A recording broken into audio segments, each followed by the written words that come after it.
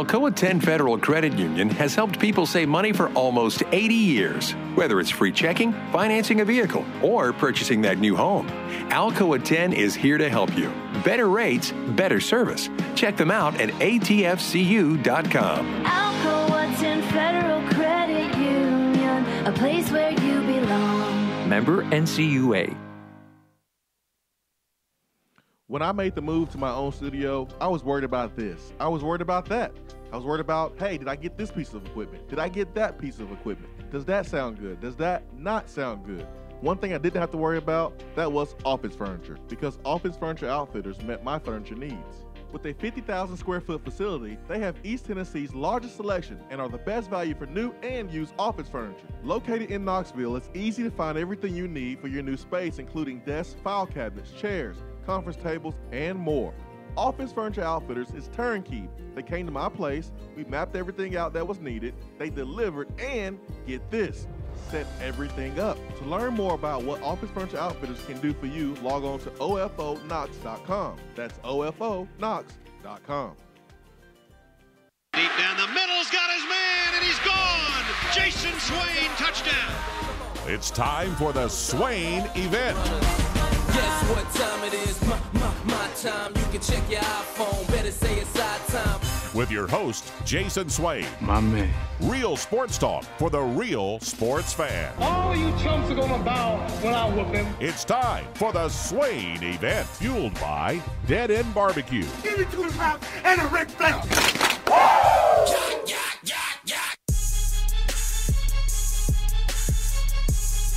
Swain Event, SwainEvent.com, fueled by Dead End BBQ, top 100 barbecue restaurant in America, 850 AM, 100.9 FM, Rocky Top Sports. Swain Event TV, Periscope, Facebook Live, and YouTube is where you can view the show from 7 to 10 a.m. The free Swain Event app, Apple, Android devices. You can download that, follow the show, listen to the show on our podcast on demand. Live right now from 7 to 10 a.m. You can communicate with the show by sending questions and comments on the text box, all there for you on the Swain Event app. Ben McKee, Jason Swain here with you. And, man, we are floating right now on Cloud 9 because of all the good news right now as a Tennessee fan. And yesterday, you can add to the good mojo that's been kind of going on for the last couple of weeks here at Tennessee. Tennessee putting together a wonderful recruiting class. Obviously, you want it to be better because you want to be a champion. You want to out-recruit everyone. And did Tennessee do that? No, but they got some really good players, and this was a great first true class for Jeremy Pruitt and company. All the coaches get a ton of credit. They all work together to make it happen. Although you did have one coach receive national recognition, and Brian Niedermeyer from 247 Sports being National Recruiter of the Year. Certainly deserving. Congratulations to him. But it's really a staff award because these guys work together. According to 247 Sports, your Tennessee Volunteers finished up with a national ranking class, recruiting class of 12, and still just 7th in the SEC. So that lets you know what you have to do. You have to do each and every day. And yes, yesterday was National Signing Day for the 2019 class. But now it's about the 2020 class, and the 20 class is loaded for Tennessee to pull a top 5 class. And so I'm expecting that. I'm expecting Ben to be great today like he was yesterday and like he's been for a very, very long time here on the Swain Event. Not much sleep, but, man, I don't need any sleep. I'm good to go, Ben. How about you? Oh, I'm right there with you. Yesterday was very exciting, and I know at least I can say I was surprised Henry To'o chose Tennessee because last week all we heard was Washington. Mm-hmm. So whatever Brian Niedermeyer or Jeremy Pruitt did to get the job done, kudos to them because I thought he was staying out on the West Coast. And anytime you can land a player like Henry To'o, who more than likely starts from day one. If he doesn't start, then he's in the two deep and will receive a significant amount of snaps. It's going to be a great day. I mean, the guy is a great talent. And then we got Darnell Wright, even though that one has been locked up since about September. So a great day yesterday, officially getting 2 5-stars for Tennessee. I need to address the West Virginia fan base this morning. But first, I'm going to get to Andy because I know Andy lives for what happened on yesterday. Yesterday was like Christmas for Andy. You unwrap your presents, you're happy for that day, but then you're looking forward to the next year's Christmas as a kid. Andy is already looking at the 2020 class. He's already planning for his travel to the National Signing Day get-together at Dead End BBQ in 2020.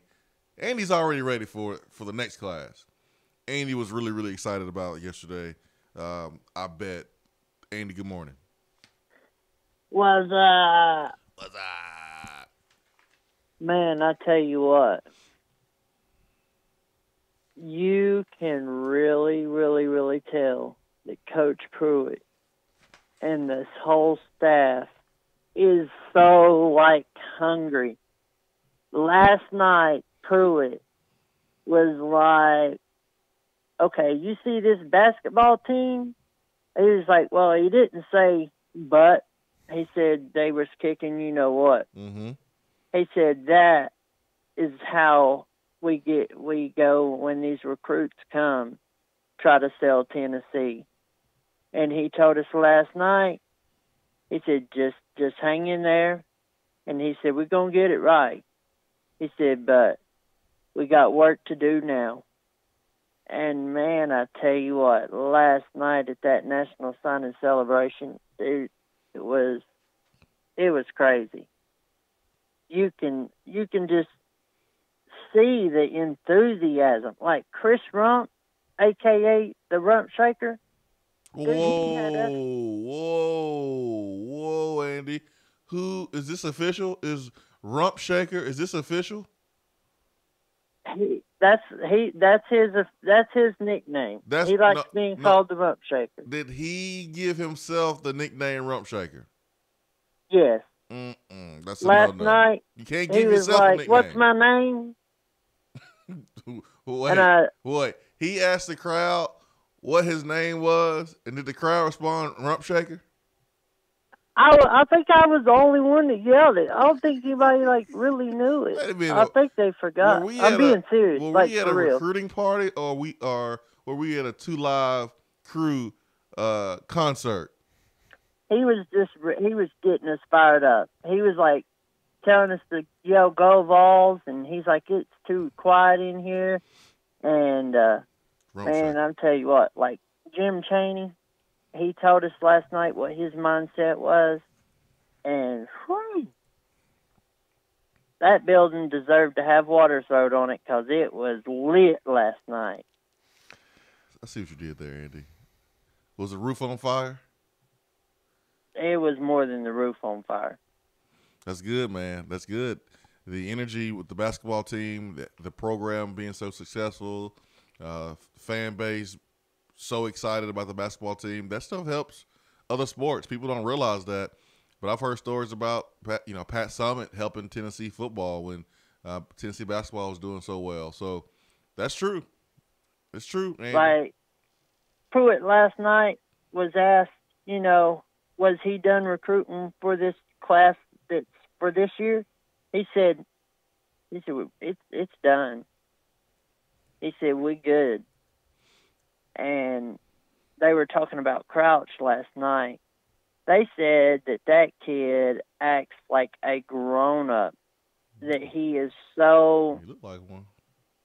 I know. They said he's just a monster. Well. And then Chris Akperogene also. They said they're just... They don't act like how old they are. They act like they're adults. It's good. That's good. Andy, it was great to see you yesterday, man. It was good to you know it. It was good to meet your aunt. Thank you so much for coming. Really appreciate Always. you. And thanks for the phone call, buddy. All right, brother. See you. Peace. So, West Virginia fans salty about Darnell Wright coming to Tennessee. Let me tell you something, West Virginia fans. Let me just get this off my chest now. When you have a player with the caliber of Darnell Wright, and he's a senior, and he's the number one player in your state, chances are you've known about this kid since he was a freshman or a sophomore.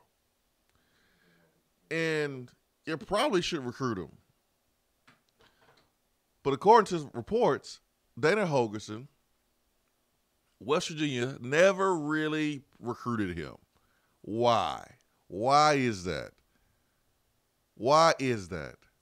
You want to be a big boy program? You want to join the Big 12? You want to compete? You want to play on the national stage to start the football season? You got to recruit like a big boy. If you want to be a big boy, you got to recruit like one. And recruiting like a big boy means that you at least recruit your best player in your own state. So don't get mad that he's leaving your state to come to Tennessee. And you should be ashamed of yourself. You beat Tennessee down. I mean, you embarrassed us. 40-14. You waxed the floor with us. You did. And you still had an 8-4 season. He had a Heisman Trophy candidate. You had a couple NFL receivers. You got NFL players. Your best season in the last 50 years, you only went 8-4. And you want to throw some shade? You want to get mad because you can't sign Darnell Wright? Man, please.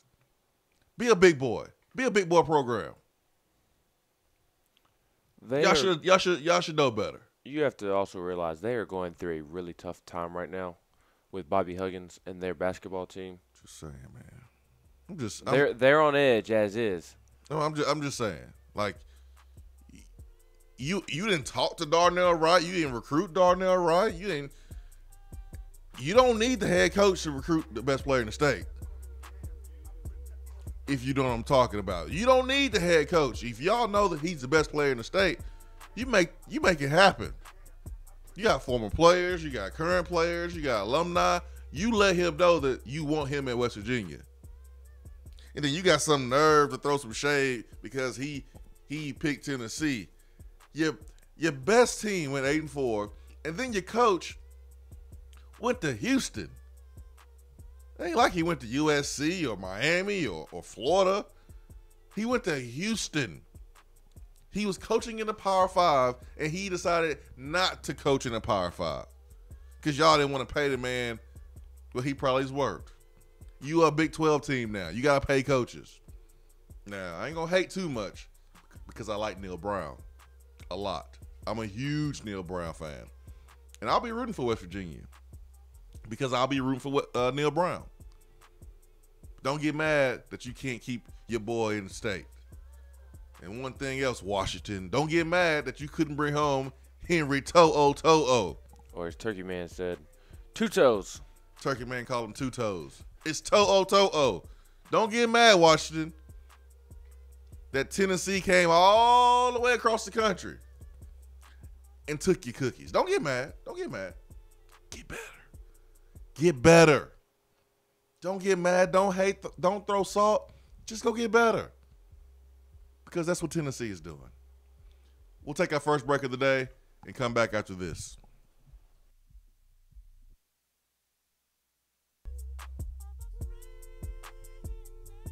You don't have to take an L just because you can't listen to the Swain Event live. You can catch up on the podcast posted daily on the app, online, and on iTunes. Top 100 barbecue restaurant Dead End BBQ has a new slew of daily specials for the fall. Enjoy a different special meal every day, like the smokehouse stew, barbecue cheddar meatloaf, or the smoked turkey and dressing, which includes sliced smoked turkey and cornbread dressing paired with sautéed Brussels sprouts mashed potatoes, and a side of turkey gravy. While Dead End offers a different specialty meal each day, you can get their hillbilly chili every day. There is always something new at Dead End BBQ. Located off of Sutherland Avenue, Dead End BBQ. The fall flavor search is over. Do you want a custom-themed tumbler or bottle to show off your team spirit every day of the week? Well, look no further than Game Time Sidekicks. Every design has you, the fan, in mind. Their tumblers and bottles are double-walled, vacuum-insulated stainless steel, and their quality is second to none in the market.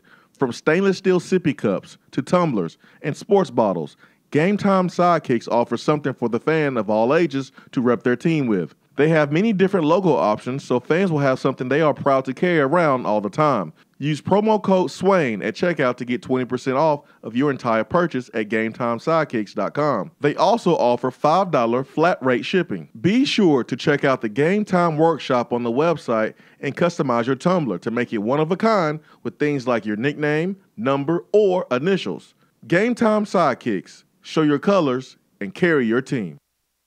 While the other guys are taking guesses, the Swain Event is taking you behind the scenes and in the huddle every morning from 7 till 10 right here on Sports Radio 1180, the VLZ.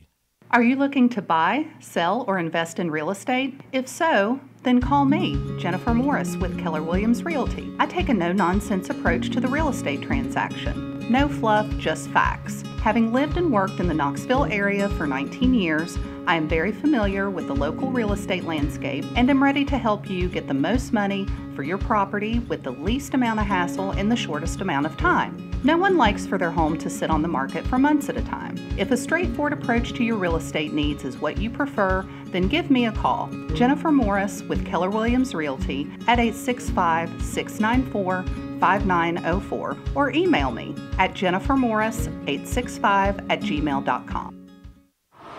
You're driving home, flashing blue lights in your rearview mirror. You pull over, step out of your car, and the next thing you know, you're being arrested for driving under the influence. Now what do? We all should be responsible, but remember, just because you're arrested doesn't mean you're guilty. Call criminal defense and DUI attorney Marcos Garza at 865-540-8300. The investigative teams at the Garza Law Firm know the justice system inside and out. They utilize cutting-edge technologies and investigative methods to prepare your specific case. Before you plead guilty to any criminal charges, call criminal defense and DUI attorney Marcos Garza. Put his number in your phone right now, 865-540-8300, because you never know when you or a friend will need it. Don't say guilty. Say Garza. 865-540-8300. 865-540-8300 and GarzaLaw.com.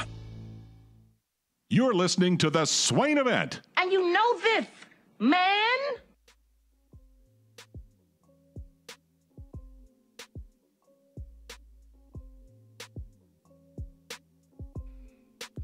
What a day yesterday. What a morning today. Thursday is the best day of the week here on 850 AM, 100.9 FM, Rocky Top Sports. And hour one of the Swain Events brought to you by Hiller Plumbing, Heating, Cooling, and Electrical. Let's go to the B-Dry Waterproofing Hotline and let's get to D.R. Vol this morning. D.R. Vol, good morning. Good morning, guys. How are y'all? Great. How are you? I'm good. I'm good, man. Exciting day yesterday. There's 1,000 things I want to talk about, but you'd mentioned something about throwing shade, and of course you were at Dead End. You might not have been able to hear it, but when Henry T committed, they went to the analyst, and Tom Luganville, I think that's how you say his name, said that Tennessee fans didn't want to hear it, but Tennessee doesn't have a hot track record of developing these kids and having like 5-star bust. Well, immediately, I don't know what his name is, that little nerdy-looking white boy said Trey Smith. I'm like, man, you need to really do your research. It's not development for him; it's health reasons. Did he say Trey Smith? Yes. Oh man. Yeah. Oh. Man, sit your ass down.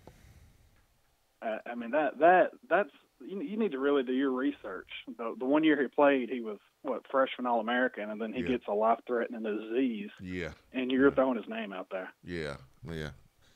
Wrong one. I mean, we got plenty of other guys you can choose from. I'm not going to mention their names, but you picked the one guy who was not a 5-star bust. But, boy. And my other thing, and Ben, you follow the basketball team a lot, and I wanted to ask this yesterday, but with basketball recruiting, going into this year, we knew we were losing Alexander and Schofield. Well, now that Williams and Bone are playing out of their mind, we may lose them too. How does that work with recruiting? Do you go back and scramble trying to get 2 more guys to come in if they leave for the NBA? How does that work? I believe there is a spring signing period for basketball. I'll have to double check on that, but I believe Rick Barnes could go out and get a JUCO guy or 2. If I remember correctly, I want to say Kevin Punter was signed in the spring period. And granted, this may have changed since all these new early signing period, and there's still a national signing day like there's in football, so it might have changed. But I want to say there's a signing period in spring. There's a regular signing period. The day is April the 17th. The early signing period in basketball is November the 14th. Right. And so you have a couple opportunities to sign. And if I'm Rick Barnes and I'm talking to recruits about coming to Tennessee, I mean, you have to mention the possibility of maybe some juniors leaving because they're playing out of their minds right now. I'm pretty sure Rick Barnes has done that because of how honest he is and how he goes about. And it's not like you really want to have that conversation with Jordan Bone right now. You don't want to talk about the NBA with these guys right now. The focus is winning a championship. That's where you want to keep the focus. So it's kind of weird. Like you're recruiting these guys, so you kind of want to know, but there's no way you can talk to your players about it because you want them solely focused on winning ball games and going to the Final Four. And you necessarily don't need somebody if Grant Williams and Jordan Bone leaves right away. So I could also see Rick Barnes waiting until the next class to add 2 extra guys rather than rushing just to add somebody in this class, because say Jordan Bone does leave, well, you have Jordan Bowden, Josiah James coming in, and Lamonte Turner that can all handle the basketball and run point guard. And then if Grant Williams leaves a year early, theoretically Derek Walker, John Fulkerson, and DJ Burns, who is redshirting and who will be an absolute player here at Tennessee, you've got 3 guys right there that can slide in theoretically. So I don't know that Rick Barnes would rush to add somebody just to add somebody if those guys do leave. It seems like it'd just be slim pickets at that point, and I've never really thought about it till this year, and that's got to really put a coach in a tough place, doesn't it? Right, and then you would hope that Zach Kent, he redshirted last year. He's been dealing with a knee injury this year, and he's got a pretty shot. I see him all the time working on his post moves.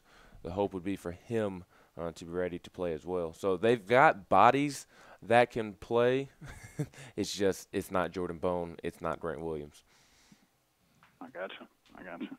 Well, and Swain, how do I get a hold of one of those cups that you had?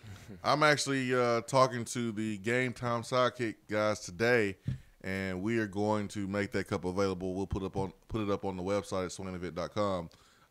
But as soon as it's made available, as soon as we get it up and do all that technical things you have to do, I'll let everyone know, and post an alert or something like that, or put it on Twitter or something. But I'll let everyone know. I did not know that the cups would be a big hit like they were. I mean, I saw them in person yesterday. We were giving out several. I don't even have one, DR Vol. I mean, we gave those things. Show, man, yeah, I know, man. I don't even have one, so that's okay. I'll get one later, but we'll make it available there at swainevent.com. Give me a little bit. Let's get to Jay. Jay, good morning. Good morning. Good morning. How are you this morning? I'm wonderful, Jay. How are you, man? What's on your mind? I'm wonderful. I thought yesterday was a really good day on signing day, and also I think we won by 15-20 Saturday. 15-20 against the Gators? Yeah. I hope so, man. I hope so. Yeah. Anything else, Jay? I hope we get Dick Vitale to call the game. You like Dickie V? Yes, I like Jimmy Dykes too, but I think he's done so many of our games. He's running out of stuff to talk about. Well, you talk about that country song he did 27 years ago, the one that Rick Barnes is bumping on his way to the gym in their last meeting against Missouri. Maybe they can talk about that, Jay. Jay, thanks for the phone call, brother. You're welcome. Have a good one, man. You too. Give me Sean Farnham. Give me Sean Farnham. I think Sean Farnham deserves a little Knoxville hospitality after all those good things he said about Tennessee and why Tennessee is a better basketball team right now than Duke. Bring on Sean Farnham. Let us take him to Dead End BBQ and lay out the spread for him. Unfortunately, Jay, I believe Dick Vitale will be on the Duke, Virginia call. Oh, what a surprise. On Saturday. I understand. Number 2 versus number 3. So, unfortunately, he will not be in Knoxville. I'm going to be on that call, too. Now, I will say he'll be on the Tennessee call a week from Saturday when Tennessee makes its way up to Lexington, Kentucky for a top 5 matchup with the Wildcats. Yeah, it'll be Dickie V or Jay Billis. I hope Jay Billis. I like Jay Billis more than Dickie V. Yeah, Dickie V too hype. Oh, baby, look at that free throw. It's not that for me. Calm down, dude. It's a free throw. He's getting to Lee Corso. Not all the way there, but he's creeping slowly to that point. Where he's there's more theatrics than analysis. I like Dickie V. I do too. He turned up way too much sometimes. See, oh baby, look at that inbounds pass.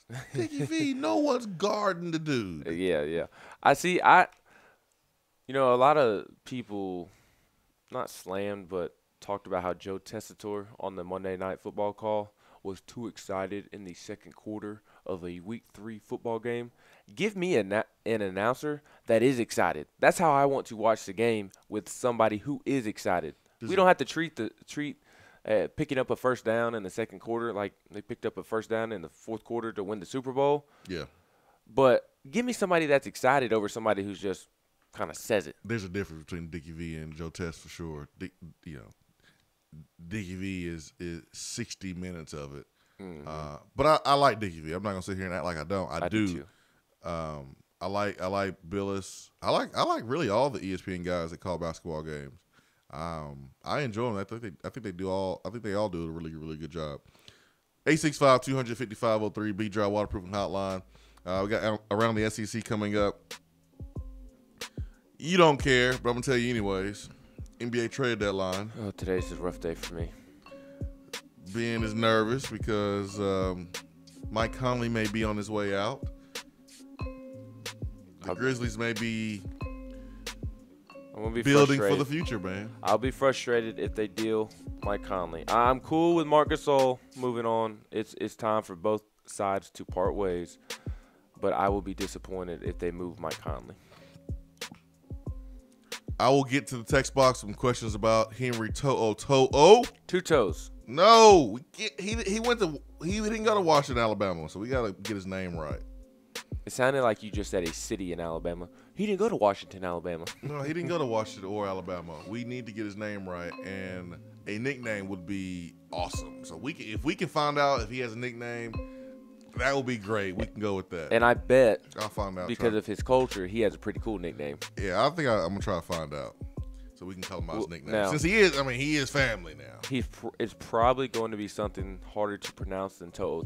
Well, we'll go with the name that's easier to pronounce. Two Toes.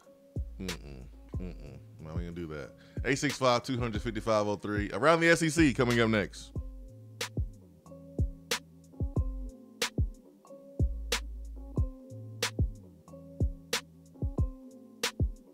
For a replay of each day's Swain Event TV, like us on Facebook.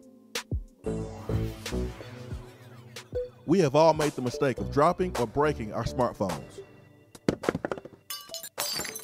See? But did you know that you can have it repaired for a fraction of the cost that it takes to replace it? Well, you can, because iDrop is the area's leading mobile repair store, home of the 1 hour or less phone repair, 1 year parts warranty, and #1 customer service. Broken screens, cracked cameras, charging ports, batteries, you break it, we'll fix it. If you didn't break your phone, protect it with one of our leading accessories such as LifeProof, OtterBox, UAG, Incipico, Caseology, and Spec. Visit our West Hills location at 7115 Kingston Pike between Office Depot and Hardee's, or call 865-888-9740 and speak with our trained technicians to see how we can get your phone working today. When you see the happy face on our truck, you'll be smiling because you'll know that you're in love. It's freezing in here, Mary. What's wrong with your heater? The repairman can't get here till next week. Sugar, you've got the wrong guy. My guy is fast and has free heating service calls when he does the repair. Hi, I'm Jimmy Hiller. Take advantage of a free service call with any repair. Call the Happy Face Truck today. JC's Tree and Landscaping Service specializes in quality tree work done at an affordable price. Trimming and removing trees are their specialty. They also offer other services like land clearing, stump grinding, crane services, and all of your basic landscaping needs for both commercial and residential. JC's will give you a free estimate and beat any written quote by a competitor to guarantee that you get the lowest price around. Don't risk your land with a fly-by-night service. JC's Tree and Landscaping is licensed and insured. Give them a call at 865-599-3799. Craving flavors that don't take hours in the kitchen? Mrs. Grissom's cheese spreads and chicken salads are the perfect go-to. Ready-to-eat meals and snacks found in the meat or dairy section at your local grocery store. Whether you crave the classic Mrs. Grissom's pimento cheese or the gluten-free select varieties like the cranberry pecan chicken salad, enjoy small-town flavor in every bite. Select the best. Select Mrs. Grissom's.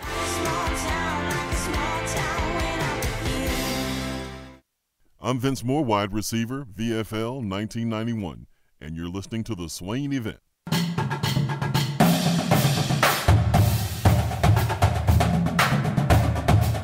Around the SEC, powered by 42nd Street Marketing, your game-winning play call for design, marketing, and branding.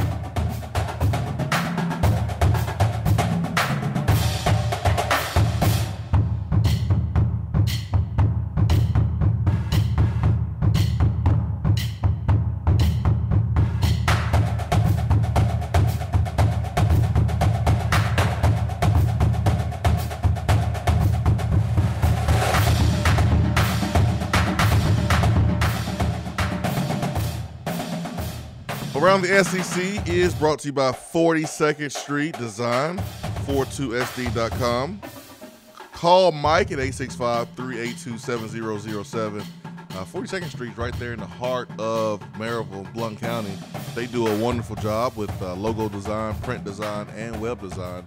If you were in attendance yesterday at Dead End BBQ for our National Signing Day celebration, you saw a backdrop that was created and developed and designed by 42nd Street. They do a great job and really help bring out the best of the Swain Event with our brand and with their graphics and their website. Did a really, really great job. And so thank you so much to 42nd Street.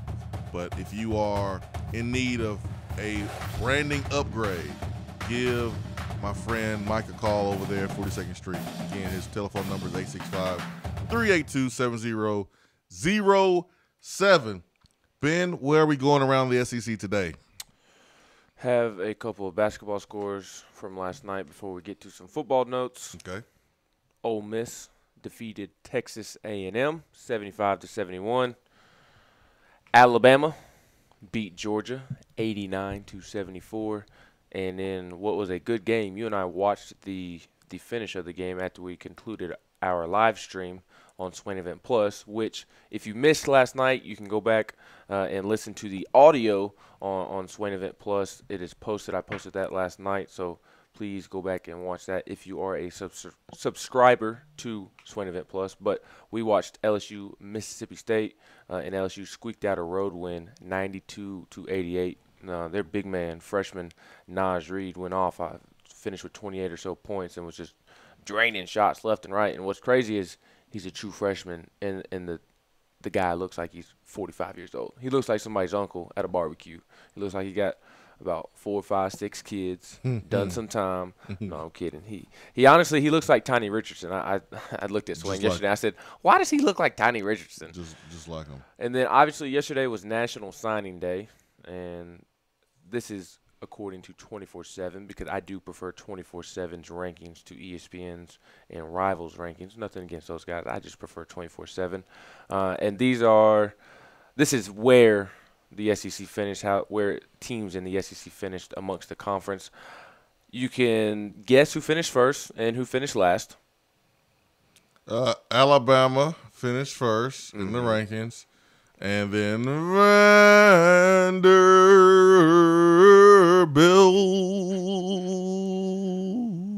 finished last. They did indeed, which that's okay because the only star that matters is the star on the side of the helmet. That is the only star that matters for they beat us 3 times. Vanderbilt. They beat us 3 times in a row. Because of Butch Jones, not because of Tennessee. Jeremy Pruitt's coach from last game. Butch Jones roster. Georgia finished second. Texas A&M was probably the most impressive class to me. Alabama and Georgia on paper was better, but I say Texas A&M was the most impressive because they've been out-recruited by Alabama, Georgia, LSU, Florida in the past, and it looks like Texas A&M made a huge stride this year under Jimbo Fisher. They coming, man. I'm telling you. They're coming. I'm right there with you. I think Jimbo is going to give Saban some problems here. Not this year, some early problems next year, and then year 4 for Jimbo. I think Saban's going to have some big problems on his hand. And speaking of A&M, Tennessee linebacker target Chris Russell from Dyersburg did end up signing with Texas A&M, which that completely slipped my mind yesterday. I don't care. I didn't even think about it until late last night. I was like, oh, did care. Chris Russell end up going to A&M? And I looked it up, and he did. I don't care. LSU finished 4th. Florida finished 5th. Auburn was 6th. Tennessee was number 7. And then right behind Tennessee was South Carolina, Ole Miss, Arkansas, Mississippi State, Kentucky, and then Missouri, and then Vanderbilt was at the bottom. Vanderbilt was at the bottom. And then a cool recruiting note is that Brian Niedermeyer is the 2019 24/7 National Recruiter of the Year, which is pretty remarkable when you consider Tennessee is coming off of a 4-8 season, the worst program or the worst year in program history, and a 5-7 season. Oh man. 865-200-5503 B-Drive Waterproofing Hotline this morning. Who we got? We've got Ben. Oh, you got the real Ben. Yes, the better Ben. Oh, the better Ben. Well, better Ben. Good morning, better Ben. Good morning. Me and Ben had a miscommunication. This is Cam from Florida. I'm sorry. It sounded I think like you heard Ben. Yeah, I heard Ben. I'm sorry. Ben is sleepy this morning. That's not. My ears did not work in that phone call. What's sad is that you said Ben from Florida, and I was like, that sounded like Ben, but it's probably Cam in Florida. He said Cam in Florida, and you thought he said Ben in Florida? Mm-hmm. Golly, Ben. But we've never had a Ben in Florida call in, obviously, at least up to my knowledge. No. And so I don't think so. I was thinking in my head, this probably isn't Ben in Florida. It's probably Cam, but my ears were not working. See, I apologize. what had happened was I had a dumb moment. I apologize.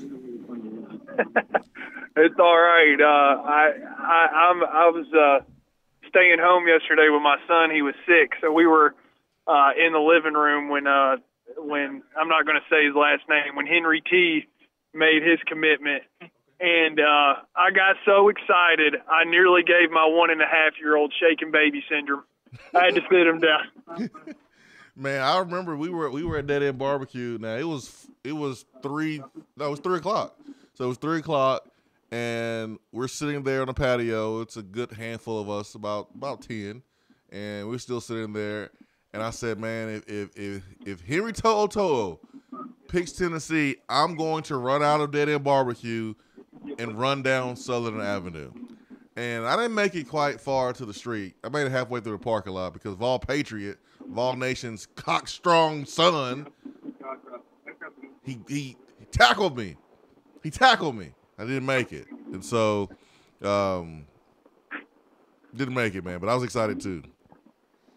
Yeah, and then last night when I was watching where, all the coaches were sitting there and talking about recruits that they had brought in, I thought it was interesting that Coach Winky did the quarterback, T did the receivers, and Coach Johnson did the running backs. Oh, yeah. And I wonder if that's indicating what they're going to be coaching. Oh, it's obvious. I mean, it's obvious. I mean, you can't put Winky anywhere else but quarterbacks right now.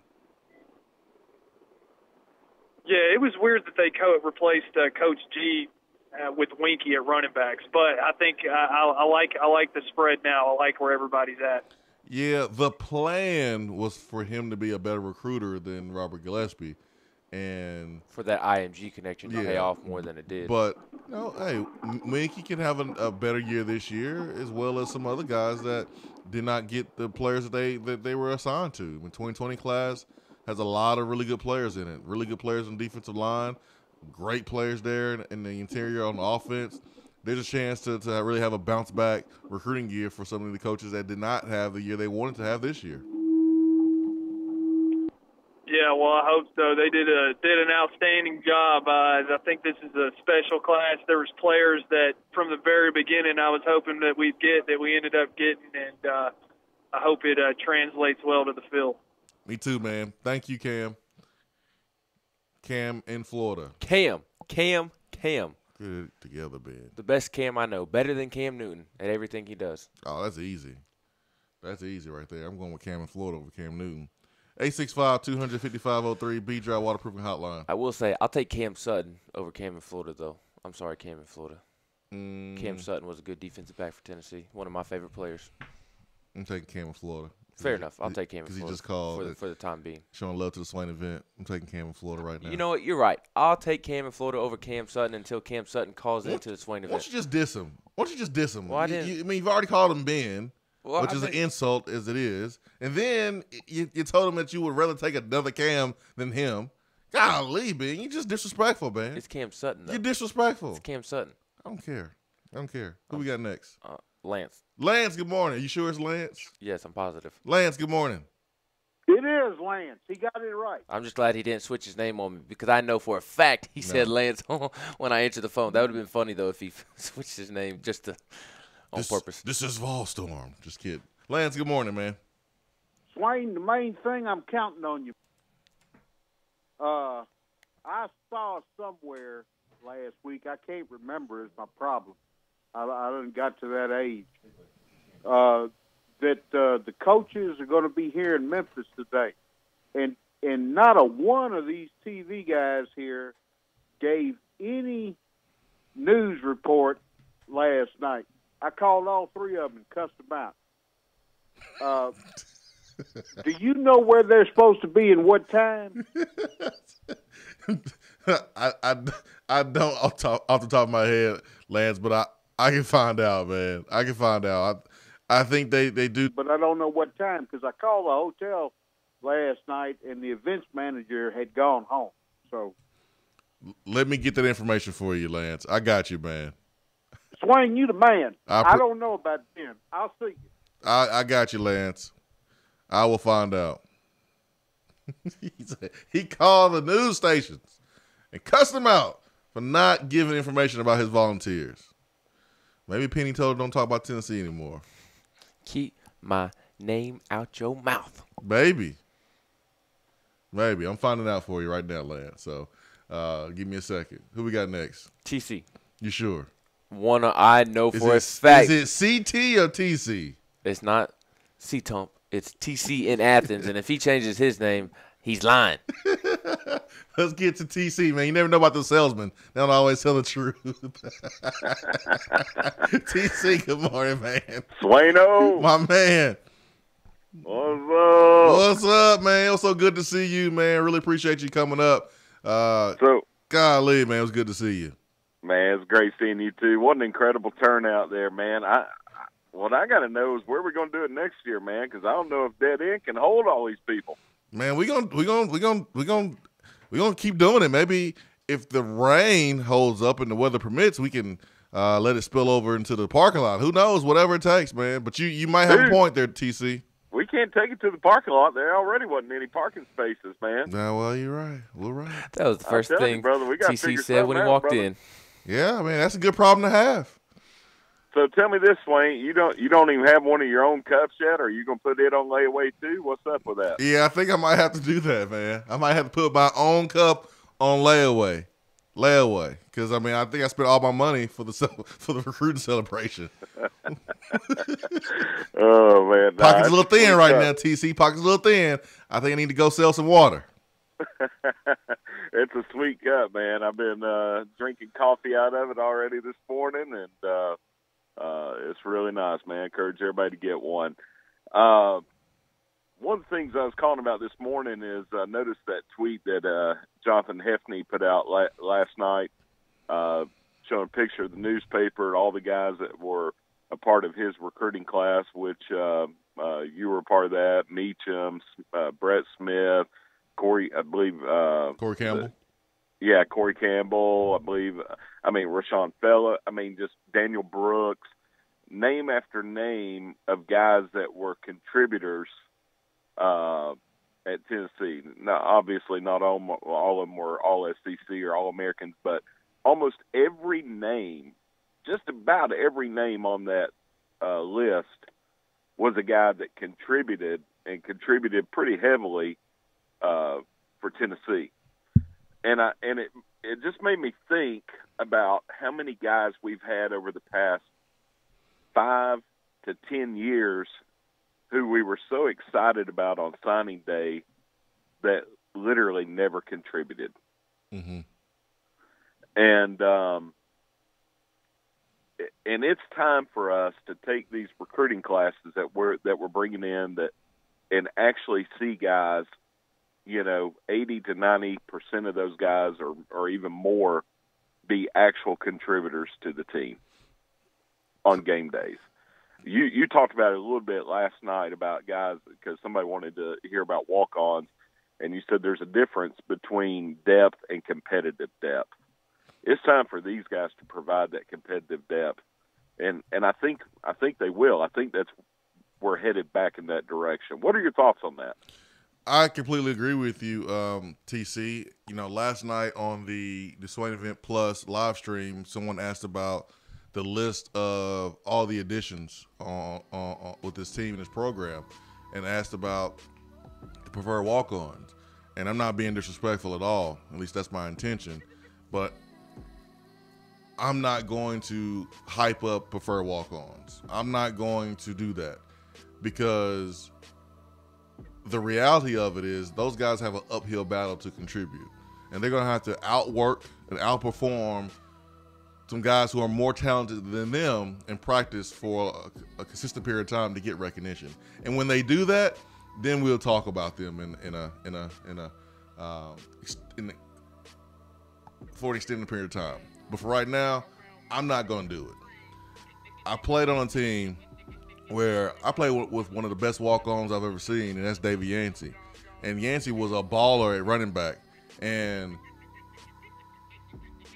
didn't play as much as he could have. Why? Because we had competitive depth, because we recruited the way we were supposed to recruit, and you had guys like Gerald Riggs, Cedric Houston, Montario Hardesty, Jabari Davis, Arian Foster. You just couldn't get on the field because you had that much of competitive depth. And that's the difference between that type of depth and just getting bodies. Tennessee is getting good players that's going to help everyone else get great looks in practice. During the spring, you want the spring to be a time where you're really scrimmaging. You don't want to do these skill competitions like the NFL Pro Bowl. You want to bang some heads. You want to go 11 on 11. But you want to have at least some good walk-ons to do it. There's been some times where Tennessee has had some guys that, man, could not walk and chew bubblegum at the same time. So there's no shade to anyone, but I think what we've learned, even with some of the 5-stars that we've gotten, man, we hype them up, they get here, they don't do anything. Do something first. Do something first, and then we can't wait to call you the next, J.J. Watt, who had to, leave school, go work, and then walk on somewhere. I can't wait to do that, but I ain't doing it right now. I ain't hyping somebody up that has not done anything yet. It's one thing to be excited about Henry To'o and Darnell Wright. These boys, they're all Americans. Men. Huh? Kavaris Crouch is not a boy. He is a man. Correct. Darnell Wright is a manimal. Correct. It's one thing to talk about those guys, but even with those guys, they have not done anything yet. Correct. So they got work to do. They got something to prove. They are the low man on the totem pole, even though they're going to be given every opportunity to go in, start, contribute, impact. But I want 100% at TC. I looked at that class. I saw that tweet from Hefney. I got on my feelings because I miss Hefney. I know that physically he's going through everything with the surgery, and I know he's had bad days, but he's not going to let anyone show it. He's going to smile. He's going to have a great attitude. He's going to be the life of the party. You're always going to see a smile on Hefney's face. So I got in my feelings a little bit because I know how much Hefney loves the game and loves people. But I start thinking about that class and how special of a bond we had.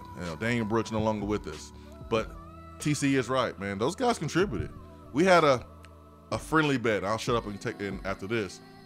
A friendly bet. No money because we all broke. Which freshman will go in and play first? Which freshman? Oh, it'd be Meacham. And then Meacham, I heard, oh, it'd be Swain, because I was practicing a lot with the ones in fall camp. Oh, it'd be this guy, it'd be that guy. It was Tony McDaniel. Tony McDaniel got in first in the defensive rotation against Fresno State in 2003. And I don't mean this in a negative way, but I believe Tony McDaniel was the last one playing football in general. Yes, he was the first one who left because he got dismissed, and he's been the most successful NFL player. He's been the most successful one. You can't teach 6'7", 300 pounds. Nope. Swain Event, be right back. At work, can't call in? Don't feel bad. You can talk to the guys on the text box. It's part of the free Swain Event app. Partly sunny today with highs in the mid-70s. A 70% chance of rain tonight with lows around 40. Mostly sunny and much colder tomorrow with highs in the lower 40s and lows in the mid-20s. More sun on Saturday with highs in the mid-40s. Weather on the Swain Event is brought to you by B-Dry. If your basement is wet or cracked, B-Dry can help. BeDry.com. Do you have sloping or uneven floors, foundation cracks, or a leaning chimney? Do your windows and doors not open properly, or are there gaps where the floor and walls meet? Don't worry, B-Dry offers approved foundation repair solutions like steel I-beams, helical piering, epoxy injections, carbon fiber applications, and more. Make sure that your home is on stable ground with B-Dry. Call them at 865-588-0454 or find them online at bdry.com. Gentlemen, when it comes to taking care of your health, sometimes the first step is the hardest. Low T Center is making it easier to take that first step. It all starts with knowing the numbers that are essential to a man. Testosterone levels, blood pressure, cholesterol, prostate, and thyroid. Low T Center makes it quick and easy to get all these levels checked and more. Low T Center specializes in men's health and has expanded their services, including sleep apnea, low thyroid, hypertension, severe allergies, high cholesterol, diabetes, and annual physicals, along with testosterone replacement therapy. The physicians at Low T Center not only want to help you feel good again, they want to help you prevent any serious health problems moving forward. Now, with the holistic approach to your overall health and wellness, Low T Center is making it more convenient for men to take care of their health, and most health insurance is accepted. They'll even verify for you. Take the first step for your health and call 865-392-1388. That's 865-392-1388, or go to lowtcenter.com. Reinventing men's healthcare.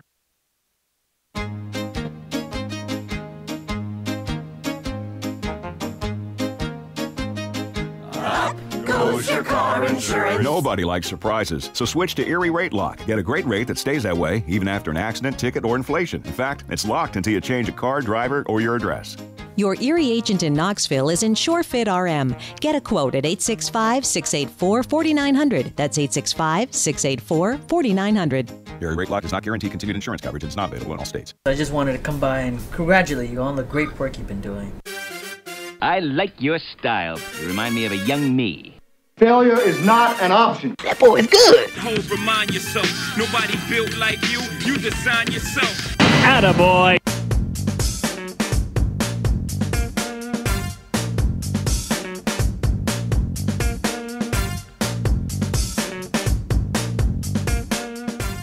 It is time for Attaboy here in the Swain Event. Now, I want to do this Attaboy, and I kind of want to keep this on the low for a while, okay? Because so you're going to tell everybody over the radio? Well, because it's appropriate. I have to. I mean, it's a pretty dang good accomplishment. So I'm not going to just let it fly under the radar. But we're not going to harp on it for the next 2 months either, because it may or may not create some problems for us. Okay. I see you over there wondering what I'm talking about. Let me tell you what I'm talking about. I'm talking about Brian Niedermeyer up in here, okay? A guy that is like from Alaska or something. I think he lived in an igloo or something. And he took this weird path to be involved in college football. He's at Georgia, at Alabama, and look where he is now. I mean, the dude, all he's done is put in work to provide himself an opportunity to be on the field coach. And I'll never forget Pruitt introducing the staff and saying, yeah, we're going to give Brian Niedermeyer a chance, see what he can do. I remember that. I was like, that was a different introduction than everyone else. That's weird. But what Niedermeyer's done on the recruiting trail, man, we see it. Fan base see it. We appreciate it. He's real. You can tell by what the recruits are saying. Guys that he has signed. He's authentic.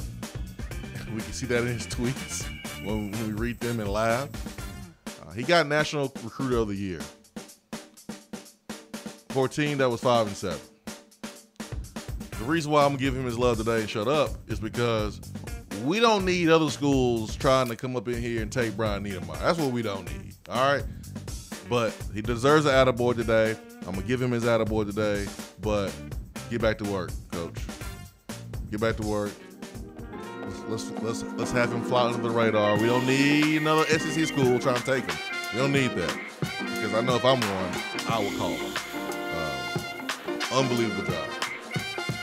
Unbelievable job, Robert Niedermeyer. The fan base appreciates Niedermeyer in a huge way. Right quick, Memphis Hilton today, 12 p.m. Central Time is when the doors will open. Admission is $25 per person and $250 for a reserved table of 10. And then in Nashville, they'll be there at 5:30 at the. Where is that? I don't see that. I don't see the information about Nashville and the place. Let me get that. We got to take a break. Be right back.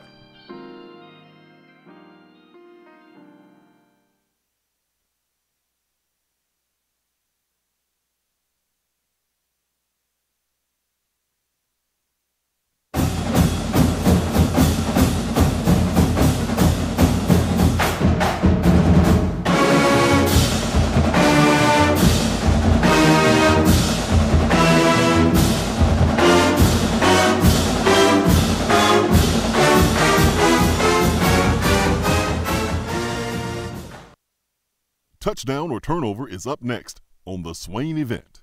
We're here with Dr. Mike Carlson of Tennessee Regenerative Sports Medicine. If you have orthopedic injuries such as shoulder pain, knee pain, or instability, Achilles tendonitis, golfers, or tennis elbow, do what I did and give them a call. Yeah, Jason, we specialize in regenerative non-surgical orthopedics. So we treat damaged ligaments, tendons, and joints, including things like rotator cuff injuries, knee instability, elbow problems, as well as foot problems like plantar fasciitis, Achilles, things of that nature, by injecting with stem cells and what's called PRP, or platelet-rich plasma. And this form of treatment we do under ultrasound, so we know we have our target.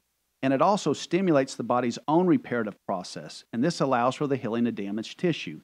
And as you well know, numerous professional and collegiate athletes, guys like Steph Curry, Tiger Woods, and even yourself with your ankle injury, have been using this form of treatment for years. And so we offer that same type of treatment here in East Tennessee. Visit them on the web at trsportsmedicine.com. Tennessee Regenerative Sports Medicine. East Tennessee's leader in regenerative therapy. When I made the move to my own studio, I was worried about this. I was worried about that. I was worried about, hey, did I get this piece of equipment? Did I get that piece of equipment? Does that sound good? Does that not sound good? One thing I didn't have to worry about, that was office furniture, because Office Furniture Outfitters met my furniture needs. With a 50,000 square foot facility, they have East Tennessee's largest selection and are the best value for new and used office furniture. Located in Knoxville, it's easy to find everything you need for your new space, including desks, file cabinets, chairs, conference tables, and more. Office Furniture Outfitters is turnkey. They came to my place, we mapped everything out that was needed, they delivered, and get this, set everything up. To learn more about what Office Furniture Outfitters can do for you, log on to ofonox.com. That's ofonox.com. Alcoa 10 Federal Credit Union, a place where you belong. Alcoa 10 Federal Credit Union has helped people save money for almost 80 years. Whether it's free checking, financing a vehicle, or purchasing that new home, Alcoa 10 is here to help you. Better rates, better service. Check them out at atfcu.com. Alcoa 10 Federal Credit Union, a place where you belong. Member NCUA.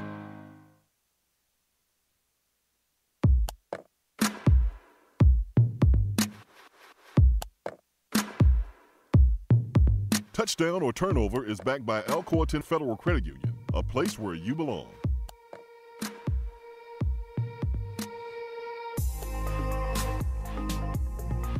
I'm going to give you this information now that I'm not rushed about the Recruiting Day celebrations.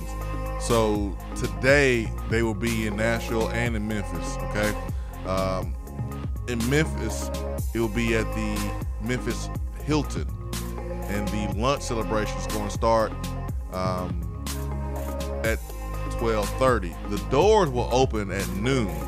Admission is $25 per person, $250 for a reserved table of 10, and then lunch will be served. In Nashville, the celebration will be at Nashville's Marathon Music Works, and the doors will open at 5 p.m.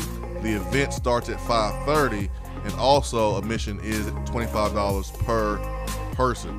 The event will include food, drinks, and there will be a cash bar. So huge thanks to Hub City for shooting me that information. So that is the information for I Got Lance. Don't be calling anybody, cussing them out, unless it's Bama fans or Gator fans. Just kidding. 865, not really. 25503 Beat Dry Waterproofing Hotline this morning. I think we have a nickname for Henry To'o. I think we do. But first, let's go to the text box. Nashville, Swain, who among the young quarterbacks on the roster do you think will be the best? I don't know. I have not seen Brian Mao throw the ball as a Tennessee Volunteer. I have not seen him throw the ball to faster wide receivers, faster tight ends. I have not seen that. I want to see him throw the ball with D1 SEC wide receivers, guys who are faster, which means you have to throw with even more accuracy and a level of anticipation than in high school. I know JT Stroud, Pruitt really liked him, but he just wasn't ready to play and be a backup to Jerry Garantano last year. So the question is, who's going to be better between Brian Mao and JT Stroud? And I don't know that question right now. Haven't seen either one play in a game. Kind of hard to. Well, I just need to see Brian Mao. I've seen JT ball in practice. I don't necessarily need to see you play in the game to know which one is better, because I saw what's my man's name? What's my guy's name from Stanford? Kelly Chris. I saw Kelly Chris two times in practice and knew he couldn't play here. I raised you this though. 2013. Who looked better in practice, Nathan Peterman or Josh Dobbs? Oh, it wasn't even close. It was Nathan Peterman. Yeah, so it was Nathan Peterman. I agree with what you're saying, but it's different when those lights come on Saturday. So I would like to see them get in, even if it's against Georgia State or UAB this season, and then decide. But, track record with Tennessee and its quarterbacks and just playing within the SEC, one of those guys is probably going to have to play at some point. If Jerry gets hurt, because I still think Jerry is a guy, and he's going to improve. He's going to get better. He had a pretty good year last year. Did a good job of hanging in there and taking some hits. And you don't beat Kentucky and you don't beat Auburn with them. There's not another quarterback on this roster that could have played and you win those games. So Jared is going to get better. He's going to improve. And so I look forward to seeing how much he improves, the leap that he takes. And I want to see Jared get pushed. I want to see him get challenged for that starting quarterback job. That's the only thing that's going to make – that's the only way I think he gets better is when you have that competition. He's going to improve, but you really, really, really get better when you have people breathing down your neck for playing time. Well, and I was referring to injury, not saying that they were going to start over him based off of what they do during fall camp. It's just they could. That theoretically they could, but I would be surprised if that happens. But I was referring to at some point. I'm not going to say Jared has been injury prone, but he's dealt with a couple of different injuries. And you go back to Butch Jones' final season, Will McBride had to start a game, and then last year Jared had to miss some time as well. So just in terms of injuries, the track record, not even just with Jared, but with Justin Worley and his thumb and Nathan Peterman and Riley Ferguson got hurt. You just never know within this conference when a guy is going to be needed. And there's a lot of backup quarterbacks that play in this conference just because of how brutal conference play is. I'm not going to rule out that anybody can beat out anybody on any given day or any given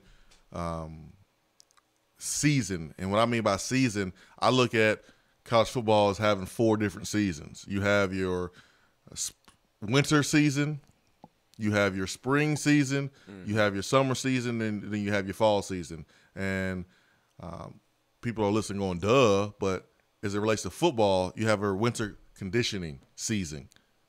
And then you go into spring.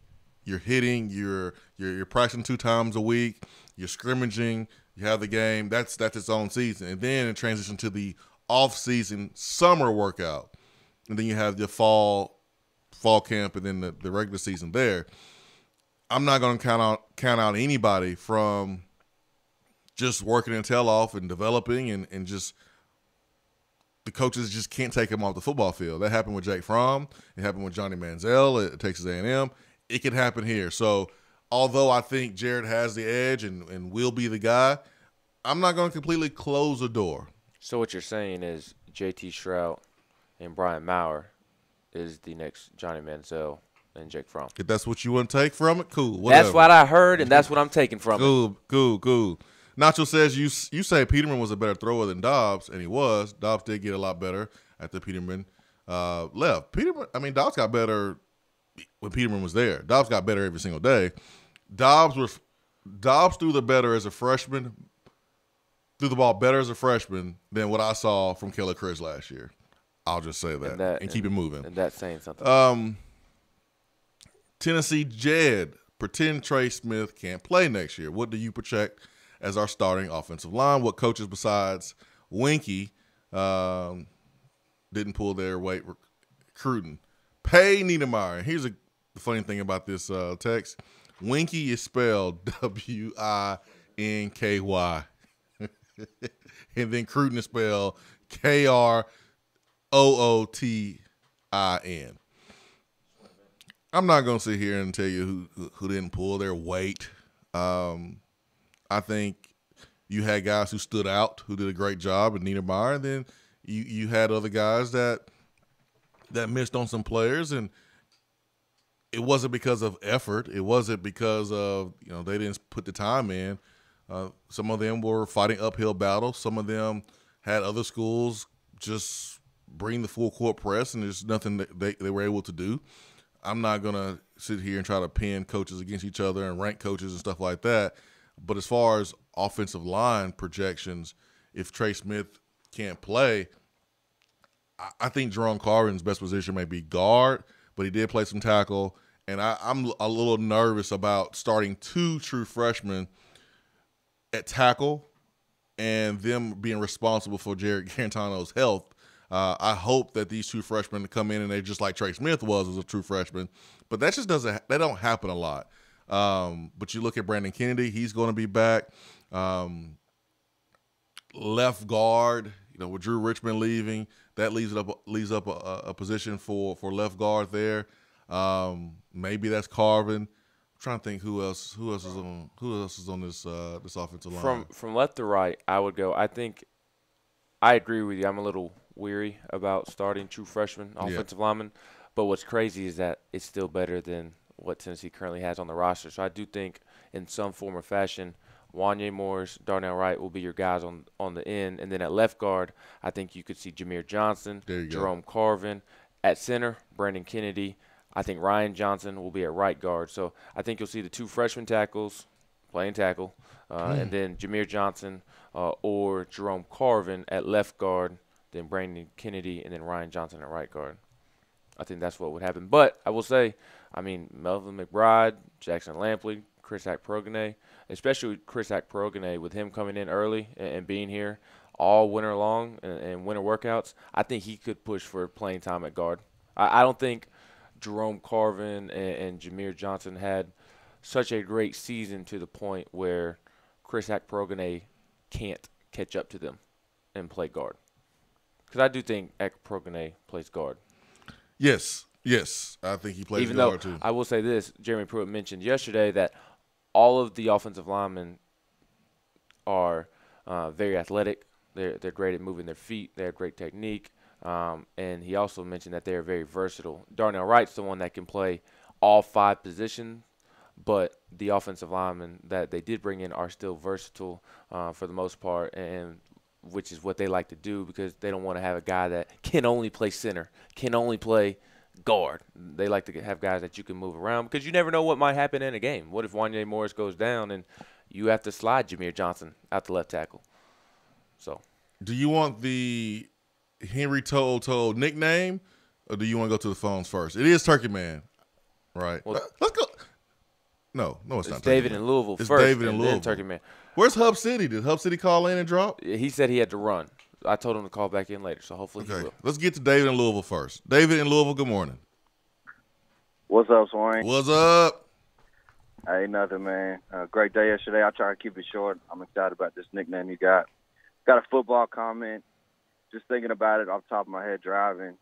Toa, Crouch, J.J. Peterson, Batuli, Taylor, Kirkland. Does he have an 8th year? Yes, we're good. Okay. That's competitive depth at linebacker. That's what you're talking about. Yes. I like seeing it. Not just bodies. Not just guys who just bring in. No. Yeah. No, ballers. Correct. And then basketball related. So, I'm up here in Louisville, and I'm surrounded by Cats fans. I'm going to tell you right now, they nervous.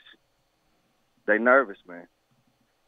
Good. And I'm going to be in Rupp Arena. I went last year to watch Lamonte break their hearts. It was beautiful. What my plea is for Vol Nation, Swain, is this. I went to the SEC tournament last year in St. Louis. One of the best sporting events I've been to outside of the national championship game for Tennessee and some great games in Neyland Stadium. It's in Nashville, Vol Nation. It's in Nashville. Let's paint it orange.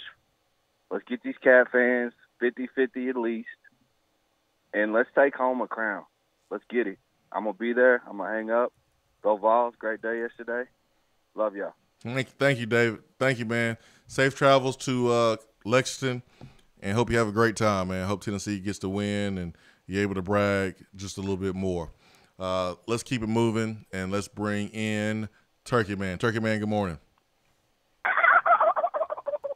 I'm so excited. I'm fired up, individuals. That was a great event we had yesterday, and I'm looking at the roster. I think we got 95% ballers in that roster. Man, I'm nervous right there, Turkey Man. 95%. I don't know about that one, man. Yeah, I believe it. I believe it is. And I tell you what, I got excited when I won that major award. I wanted one of them cups so bad, and then they brought me, and I'm tickled with what I got, but they brought me the Gaza thing, and I looked at it, and I felt like Bush Jones. going all the way down there to Alabama to get him a ring, just sit back and get him a ring. And I got that, so I went and got mad. Went out and bought me one of them cups. So I purchased me one of them cups. That's a Swain Event cup. So you're trying to tell me you are another person that has a Swain Event cup that I don't even have? Yes, sir. I went and bought me one. I went and purchased me one. I probably like Bush Jones went and bought him a ring. Got it in advance. I went and got up and bought me one. Well, Lyle actually went down and bought Alabama gear. Yeah. At the bookstore, the Alabama bookstore. That's what I felt like, Yeah. you know. Mm-hmm. That's the point there. But anyhow, a great turnout and everything, and I'm excited about Double T making it to Tennessee. I'm excited about that. Double T. Who's Double T? Double T. Who is Double T? Two Toes. Who is Two Toes, Turkey Man? Two Toes. Who is that? Well, I ain't gonna butcher it and say 2-2. I ain't gonna say that. But I got you, Turkey Man. I got you. I think it'd be. I think if he plays linebacker, what they think he's gonna be touchdown taker. Touchdown taker. I like that. Turkey Man, are you familiar with 2 Chainz? 2 Chainz. Are you familiar with 2 Chainz, the rapper? No, I don't. Okay, because I was gonna ask you. Is he pretty good? He's good. I was gonna ask you if 2 Chainz and Two Toes were related. I don't know, but I'm excited. I mean, somebody that Bob Keslin's going to have a hard time saying is me. I think Bob's gonna be okay, man. It's easy. You think he will too? It's total. It's good. It's good to go. Now, I wanted to wait until you were on the line to share this with you. I do have a nickname. All right, I'm ready. I do have a nickname that Henry Toto goes by. It's a real nickname now. It's not like a made-up nickname that we created for him. This is a nickname that he goes by there at De La Salle and amongst his friends, and I think you're going to enjoy it, Turkey Man. Are you ready? I'm ready. I got my cup. I'm ready. This is his nickname. All right. Tennessee fans will love this because this is easy. His nickname is Hank. Oh, man. Best dog I ever had was Hank. He master hunter and went to the Nationals. Best dog I ever had. I love it. I'm Hank Park. I'm fired up about Hank. There we go. So you don't. I can do that, man. Yeah, you don't have to say Henry Toto. You can just call him Hank. Man. A dog, I'm telling you. He's gonna be a dog on defense. That's right. Yes, sir. I enjoyed it, guys. Love you guys. I'm gonna get out of here. Love you too, brother. Hank. That's his nickname. Hank. So we can refer to Henry Toto now as Hank. If you feel uncomfortable saying his name, you don't want to mess it up, you don't want to look silly, whatever, you can call him Hank. How about that? Good old Southern boy name right there. When you told me it was Hank during a break earlier, I was like, wait, what? Really? Hank? Man, it don't matter if you're black, white, a good old Southern name. Hank. Hank, you're going to work on that carburetor. Hank is gonna wear those overalls down to the corner store. Hank can cook with the best of them, cornbread in a skillet. That's a good old Southern boy's name right there. Just good old Hank. It matches perfectly. The real question with Henry Toto, a.k.a. Hank. Hank. He could turn into something like Conzo instead of hands. So when Amari Cooper catches the ball in the league, everyone says Coop. When Hank makes a tackle, it could be Hank. I know it's going to sound like hands. But the real question with Hank is, are we going to get the Samoan dance during the Vol Walk? I believe it's called the Haka. I'm not sure. Somebody correct me if I am wrong. But, we saw it with the LSU player, the LSU offensive lineman. I hope so. And it had the entire Tiger Walk or whatever they call it down there, the kitty cat walk. It had it lit. I hope so. I hope we see it, man. I mean, it is absolutely lit, and I hope that breaks out during the Vol Walk. Could you imagine, 40,000 Vol fans at the Vol Walk all doing that at the same time? Hey, I'm here for it. I hope we see it. Cool. Who we got next? Josh in Virginia. Josh in Virginia, man. It was so cool to meet you, and we appreciate your gift. It means a lot to us. It means everything to us, and we thank you for coming to our Sunday celebration. Man, I appreciate you guys. I just got a few things. Hank doing the hockey, man. I can't wait to see it. I'm here for it. I'll be ready to play. But I just want to say I appreciate you guys for the event that you had. I mean, it was awesome. It was great to meet you guys as well. I appreciate everything you do. I especially want to send a shout out to Dead End BBQ, man. That's just awesome. Their hospitality and the food was awesome. Getting to meet Turkey Man, getting to talk with old Andy. Was Andy there when Hank said he was coming to Tennessee? No, Andy likes to be at things really early. So the show didn't start yesterday until 7. I heard Andy was in the parking lot at 4:30 or something like that. His aunt told me that they were in the parking lot 15 minutes before 5. Okay, so they were there at 4:45. Now, the signing day celebration at the Student Union, what time did that start? 5:30, 6, something like that? 6:30, I believe. Andy left Dead End BBQ really early because he wanted to be at the at the signing day celebration really early. So he was not there during the Hank announcement. He had to be there for the rump shaker. Oh gosh. I didn't know if he was I didn't know if he had ripped his shirt off or anything like that when he announced. More than likely he did. No, but Swain did. Swain ripped his shirt off and was running through the Dead End parking lot, swinging it through the air, and I tried to. I'm not screaming strong. Hank. I'm not strong enough. I didn't do it. I was 30 minutes from home when I found that out, and I almost put it in did a U-turn and came on back. Man, I had to come to work this morning, but it was exciting. Appreciate you guys, and I'll hang up and listen. Thank you. Someone asked me on the text box, did I have an idea that Henry To'oTo'o would pick Tennessee? I knew that Washington was close and there was some momentum there. You just never know at Alabama. And I knew that Tennessee, with how we brought in Kavaris Couch, there was a chance. But you just don't know. There's a wide receiver that picked Georgia yesterday that was on an official visit to Tennessee a week ago that was telling people around Tennessee that he was coming. That was George Pickens. Oh, yeah, I'm coming. But you just never know. George Pickens stopped in Auburn on his way back from his official visit to Tennessee, and then he picked Georgia. You just never know until that signature hits that paper. You never know. And so I had a okay feeling about Henry, but you just never know. And then it took forever for Tennessee to announce Henry To'oTo'o.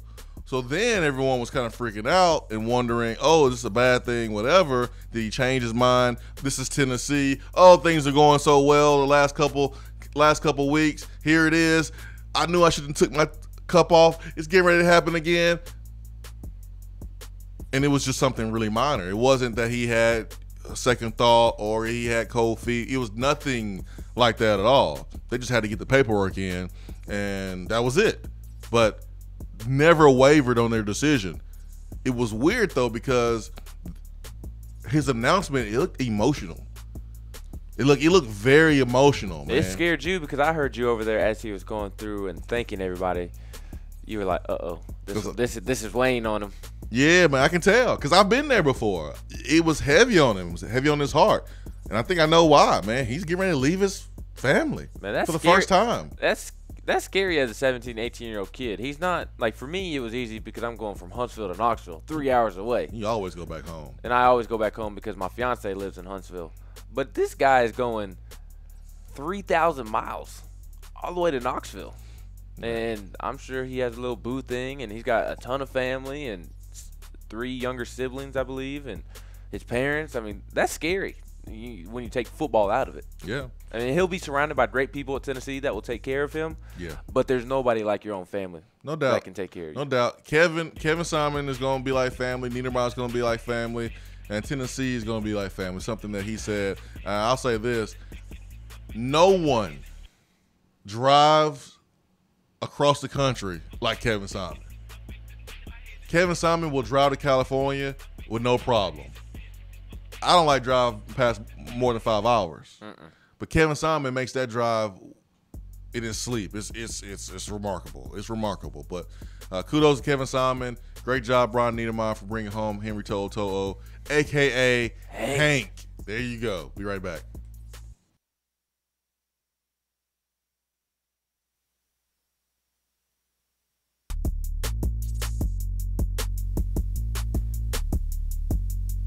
While the other guys are taking guesses, the Swain Event is taking you behind the scenes and in the huddle every morning from 7 till 10 right here on Sports Radio 1180, the VLZ. Top 100 barbecue restaurant Dead End BBQ has a new slew of daily specials for the fall. Enjoy a different special meal every day, like the smokehouse stew, barbecue cheddar meatloaf, or the smoked turkey and dressing, which includes sliced smoked turkey and cornbread dressing paired with sautéed Brussels sprouts, mashed potatoes, and a side of turkey gravy. While Dead End offers a different specialty meal each day, you can get their hillbilly chili every day. There is always something new at Dead End BBQ. Located off of Sutherland Avenue, Dead End BBQ. The fall flavor search is over.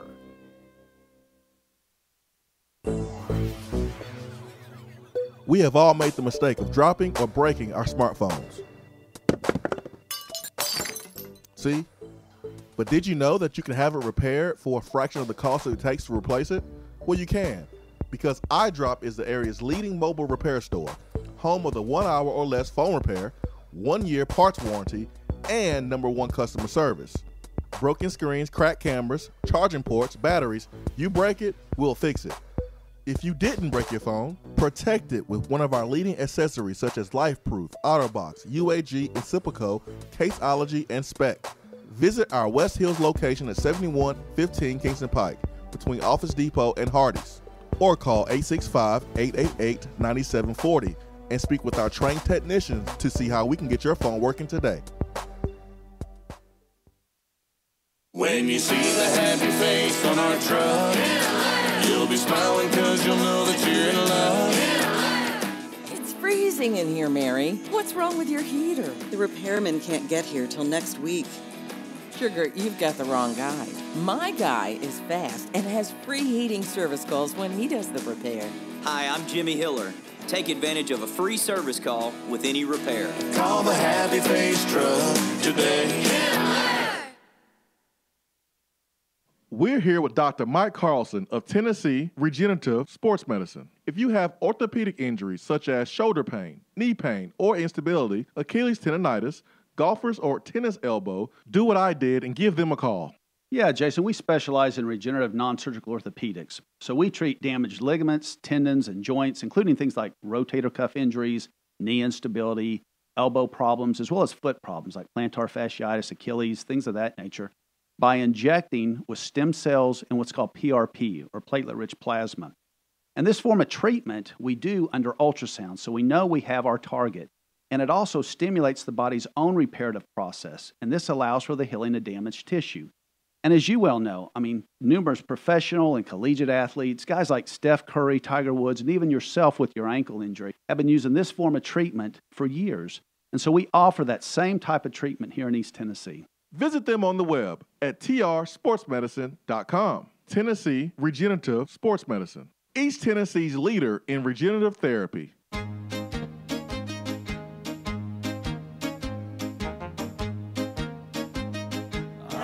Goes your car insurance. Nobody likes surprises, so switch to Erie Rate Lock. Get a great rate that stays that way even after an accident, ticket, or inflation. In fact, it's locked until you change a car, driver, or your address. Your Erie agent in Knoxville is InsureFit RM. Get a quote at 865-684-4900. That's 865-684-4900. Erie Rate Lock does not guarantee continued insurance coverage and is not available in all states. If you aren't following the Swain Event on Twitter, then are you even on Twitter? Hit that follow button. It's the right thing to do.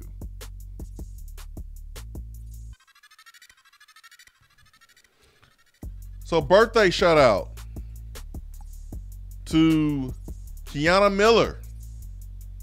Rob Miller is the pappy. And so You are the father. You are the father, Rob Miller. Kiana Miller, happy birthday. Hope you have a great and wonderful birthday. 865-200-5503B, Drive Waterproofing Hotline.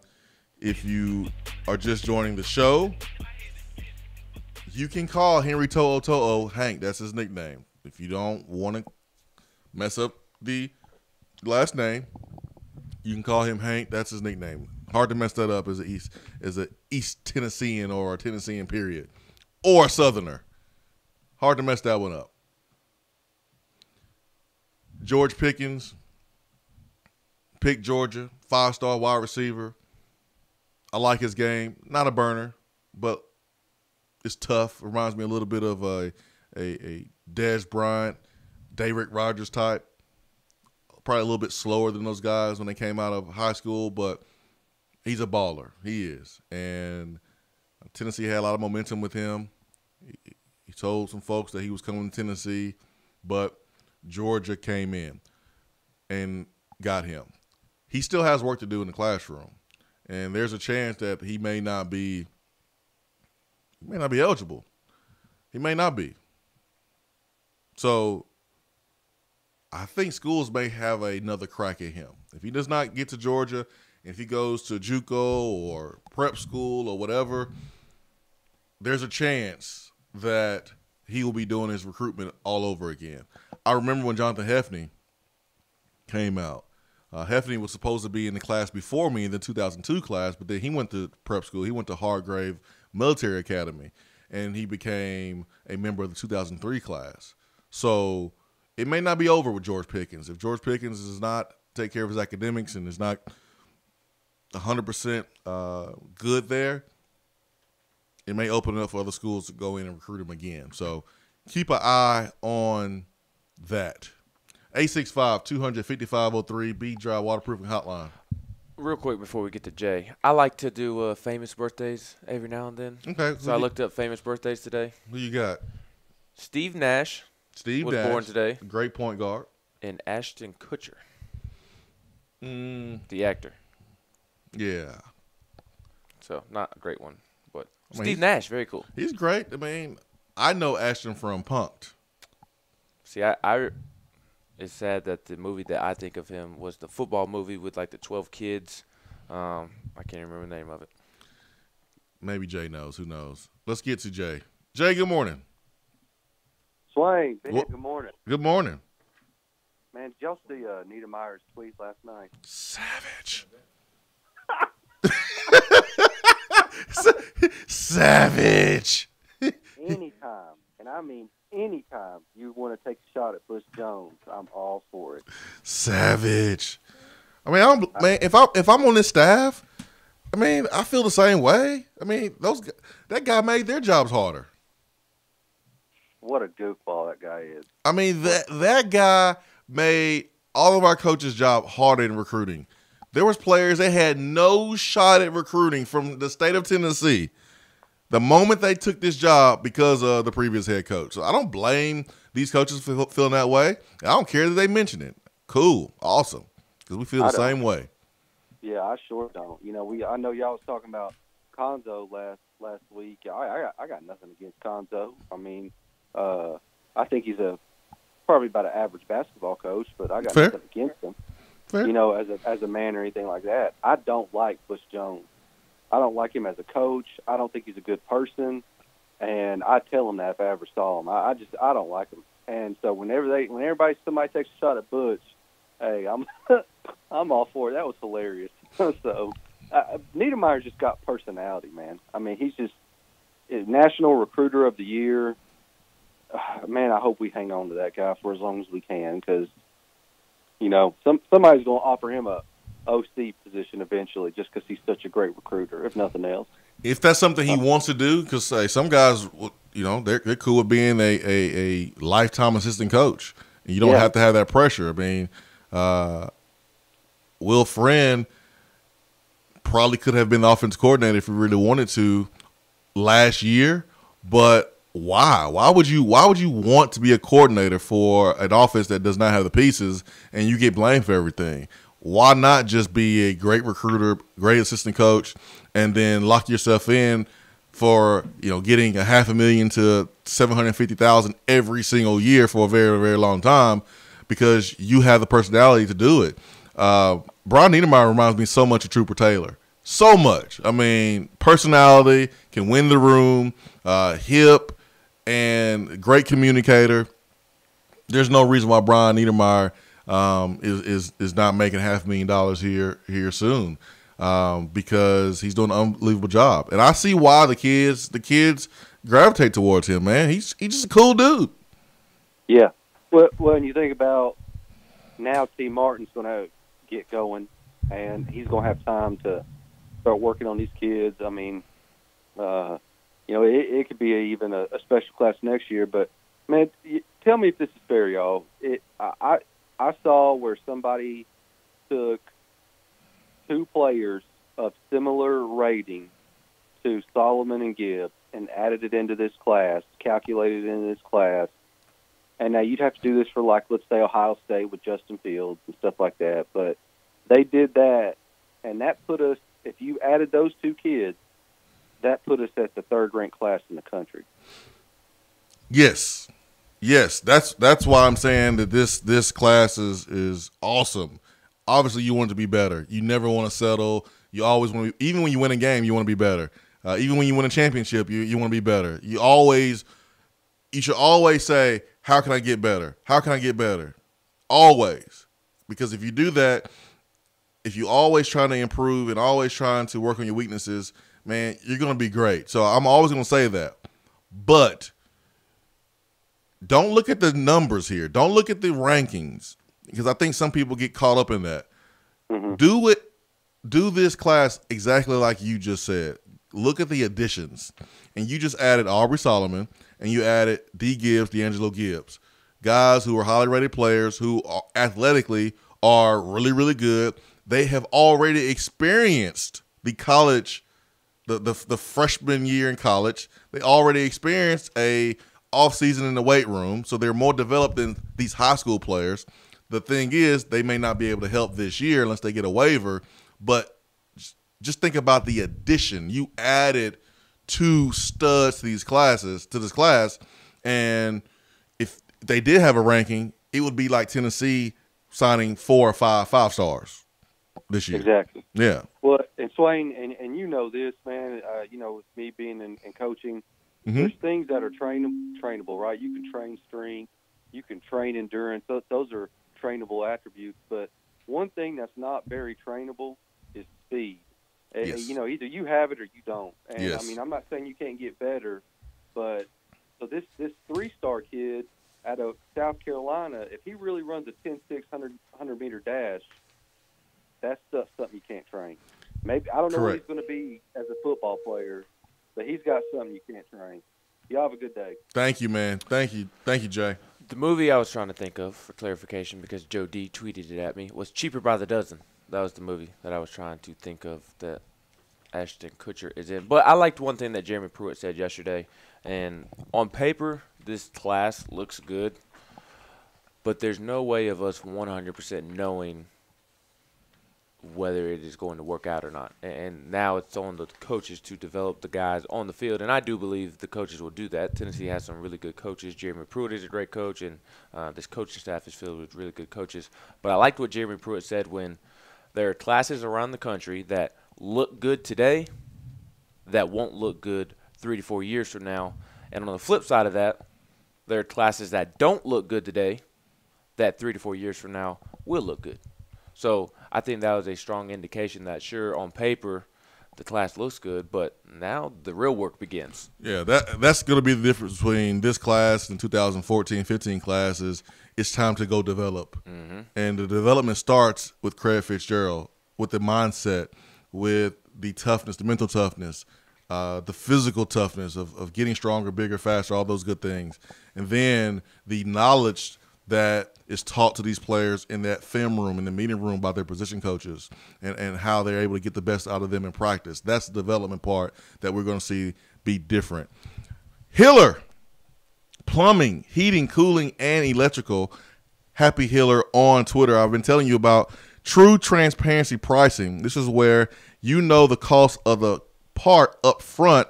You don't just get that information on the back end. You get it on the front end before you commit to any repairs. Now, I have a example of how Hiller executes true transparency pricing. They went out, not Hiller, but I have an invoice of a competitor that gave a quote for a whole home surge protector. Okay, this company, a competitor of Hiller, charged this poor family, honest, hardworking family, $895 for a home surge protector. Comparing that invoice to Hiller, the total price, $330. And in Hiller's invoice, there is a breakdown of how much the surge protector costs, which was $105, another part, which was $26, and then the cost of the labor at $199. Total price of $330. So one invoice, no breakdown of the parts, no breakdown of anything. It just says install whole surge protector, install whole home surge protector, quantity 1, price $895. But why? Why is it $895? Can you tell me why? Can you let me know how much the cost of the part? Can you let me know the time of the labor? Can you let me know something about all this money I'm going to pay? Well, Hiller does that. True transparency pricing, a breakdown, a full breakdown right here of the labor, the cost of the part, total of $330, almost $500 or $600 cheaper. You know how many banana puddings we could buy from Dead End with $545? A lot. You know how many Swain Event cups we could buy with $545? A lot. I wish we could because I don't have one yet. HappyHiller.com.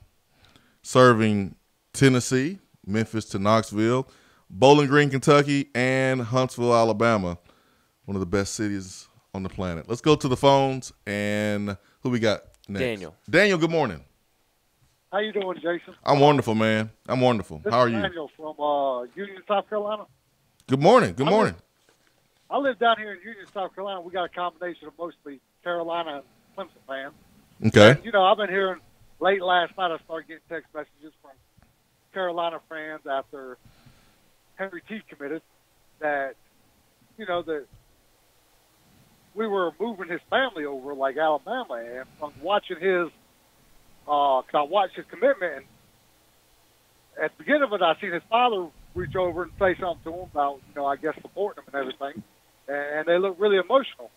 And my thing about it is, you were talking about the West Virginia fans this morning being really, as my kids would say, salty about the situation. Gamecock fans, you can tell, are getting even more worried because they're starting, talking about how we're paying to move the family over. And awesome. And Darnell Wright's a bust because he only visited Tennessee and West Virginia, and how he didn't, a five-star like him would have visited those schools. So living down here, I can tell South Carolina fans are really getting worried, and because the way they're starting to talk about Tennessee and the text messages and the conversation I'm having with Gamecock fans, I just wanted to let you know, that other fans are starting to see what Tennessee's doing, and they're starting to get worried about the recruiting that Pruitt is doing here in South Carolina. I love it. I love it, Daniel. And I'm the first to admit where we come up short with our football program. I'm going to keep it real with you. I'll be respectful. This is my program too. But South Carolina's been whooping our butts in football. They beat our butts on the football field this last year. Had no business losing that game. We lost that game. We got out-coached. We got outplayed. We should not have lost that game, period. South Carolina just built, a $50 million complex facility? Ridiculous complex. It's beautiful. It's nice. But it ain't going to matter. It's not going to matter. Because South Carolina will never be able to recruit like Alabama, like Georgia, like Texas A&M, like Tennessee, like LSU, They'll never be able to recruit at that level. Never. They got Clemson right there. They can only do so much. Their best is still not good enough. Their best team got blown out in the SEC championship game. And they had everything going for them. Number 1 overall pick, everything going for them. Everything. A lot of NFL players, guys making plays in the NFL today. And I'm the first to admit they've beaten our butts. But there's just some programs that when they have it all, when they figure it out, you can't stop them. USC is one of those programs. Texas is one of those programs. Florida's one of those programs. Carolina will never be one of those programs. And those fans, man, they're salty. They know that. Darnell Wright did not enjoy the recruiting process. Even though he waited to the last minute, he knew where he wanted to go, and he wasn't going to waste his time with schools that he didn't even consider. He's not going to do it. You know you're doing something right when you got other fans accusing you of doing things illegal. I love it. I love it. I love it. 865-200-5503, B-Dry Waterproofing Hotline. We got For What coming up next.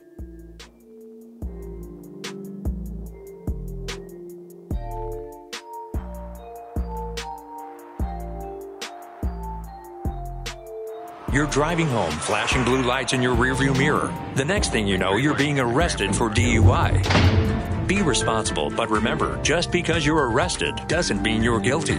Call DUI and criminal defense attorney Marcos Garza. Put this number in your phone right now, 865-540-8300, because you never know when you or a friend will need it. Don't say guilty, say Garza. 865-540-8300 and GarzaLaw.com. JC's Tree and Landscaping Service specializes in quality tree work done at an affordable price. Trimming and removing trees are their specialty. They also offer other services like land clearing, stump grinding, crane services, and all of your basic landscaping needs for both commercial and residential. JC's will give you a free estimate and beat any written quote by a competitor to guarantee that you get the lowest price around. Don't risk your land with a fly-by-night service. JC's Tree and Landscaping is licensed and insured. Give them a call at 865-599-3799.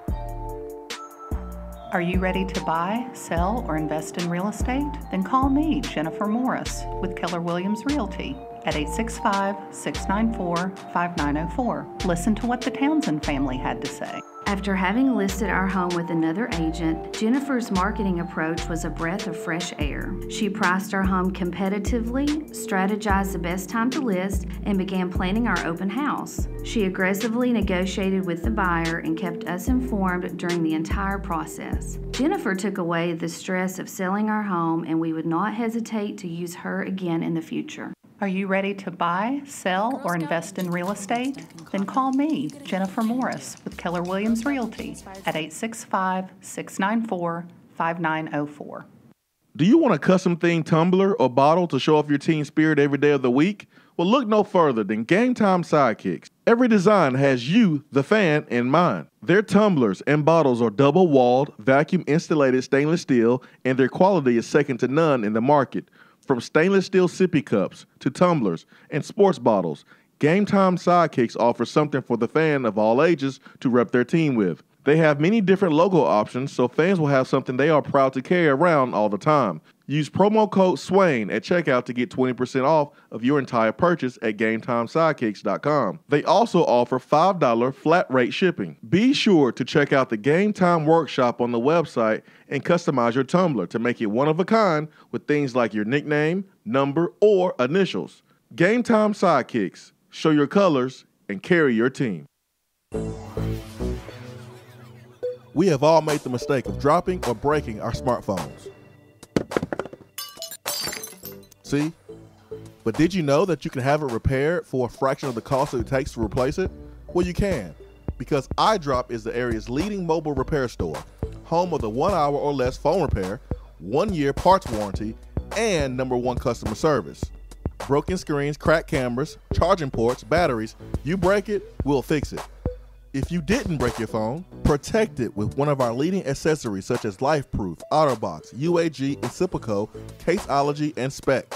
Visit our West Hills location at 7115 Kingston Pike between Office Depot and Hardee's, or call 865-888-9740 and speak with our trained technicians to see how we can get your phone working today.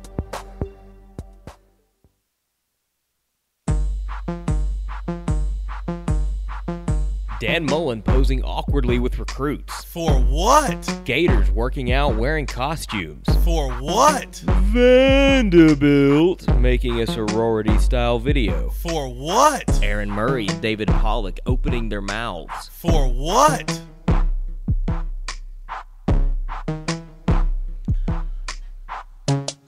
We have ourselves a couple of for what's today.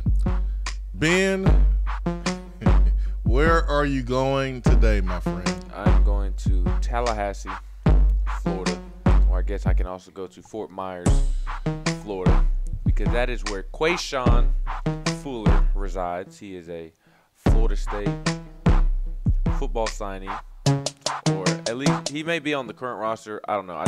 I'm looking at his Twitter account, and you know, there's been this trend amongst college recruits over the years.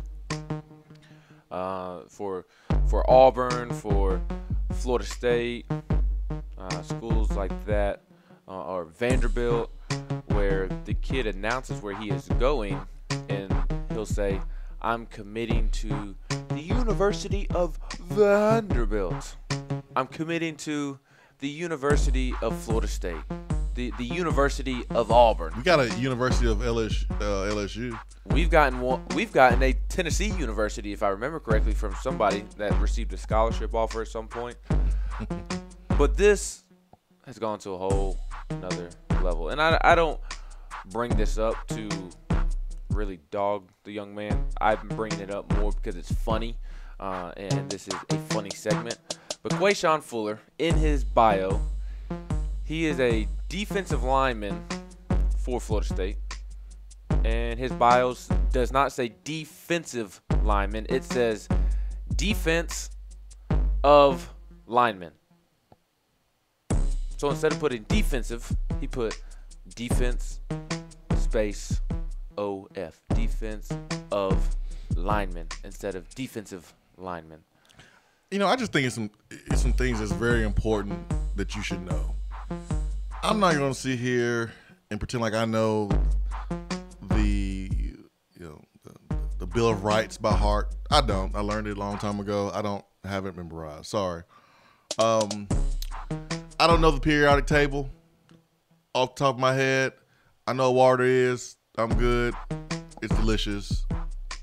Don't want to get dehydrated. Supercalifragilistic. There's some things I just don't know, and I have Google at my disposal to use.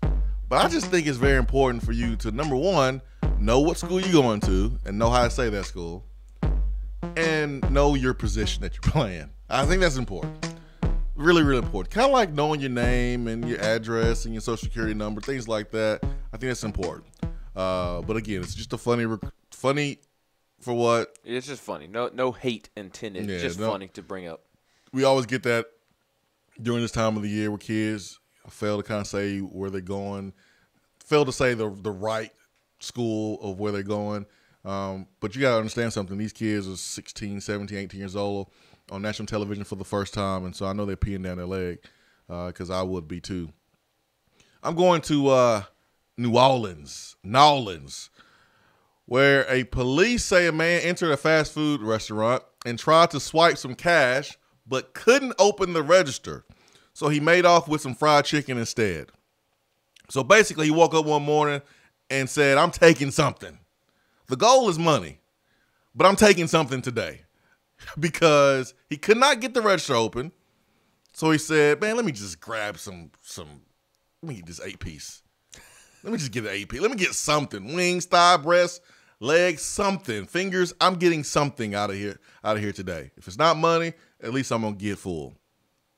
And he was caught.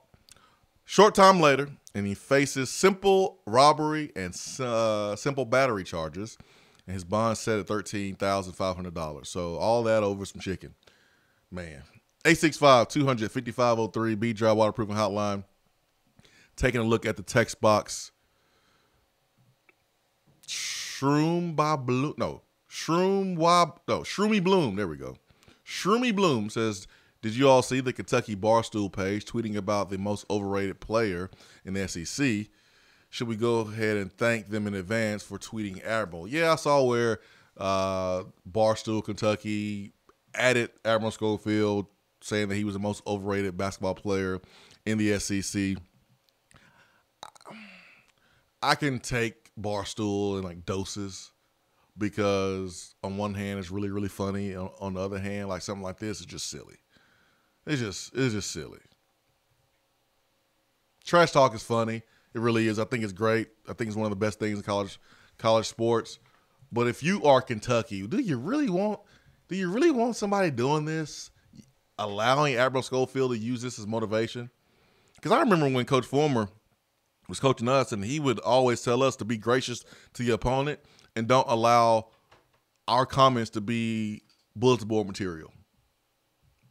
Just, hey man, whatever. Hopefully Admiral does not get a technical foul and hurts the team, but you better believe he's going to have all the juice in the world. I have another for what? Well, real quick, it's funny. It's ironic that Barstool Kentucky is talking about Admiral Schofield being the most overrated basketball player in the SEC. They don't mean it. When Nick Richards was a 5-star center, the number 18 player in the country, and he consistently gets outplayed. Yes. He's not even the best big man on the team. That's P.J. Washington and Reed Travis. So it's pretty ironic that they're calling out Admiral Schofield for being overrated when they have a 5-star center who plays like a 2-star center. It's not. It's. You don't know who's behind the account. It's no name. It's just a fan account, troll account, whatever. Throwing jabs.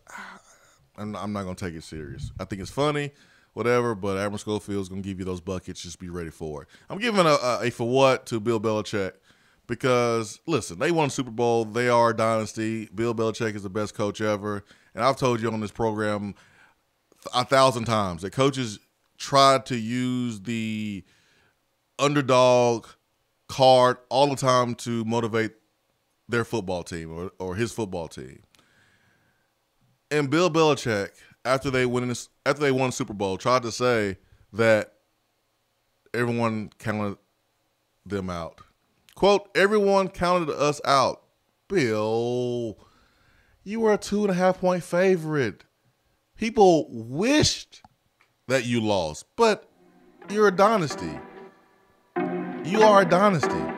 You're the best coach ever. Come on, no one counted you out. They might have wanted you to lose, but you were a favorite. It sounds silly, Bill Belichick.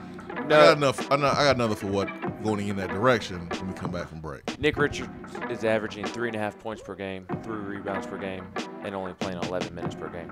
Former 5-star center, number 18 overall player in the country. But Admiral Schofield's the most overrated player in the conference. Get out of here, Kentucky fans. I'm already tired of you. I hate you. Someone gave me a for what, but didn't list the reason. So I'm probably was intended for me. I'm looking forward to hearing it. Hour 3 continues. Well, Hour 3 is coming up, and the Swain Event continues after this.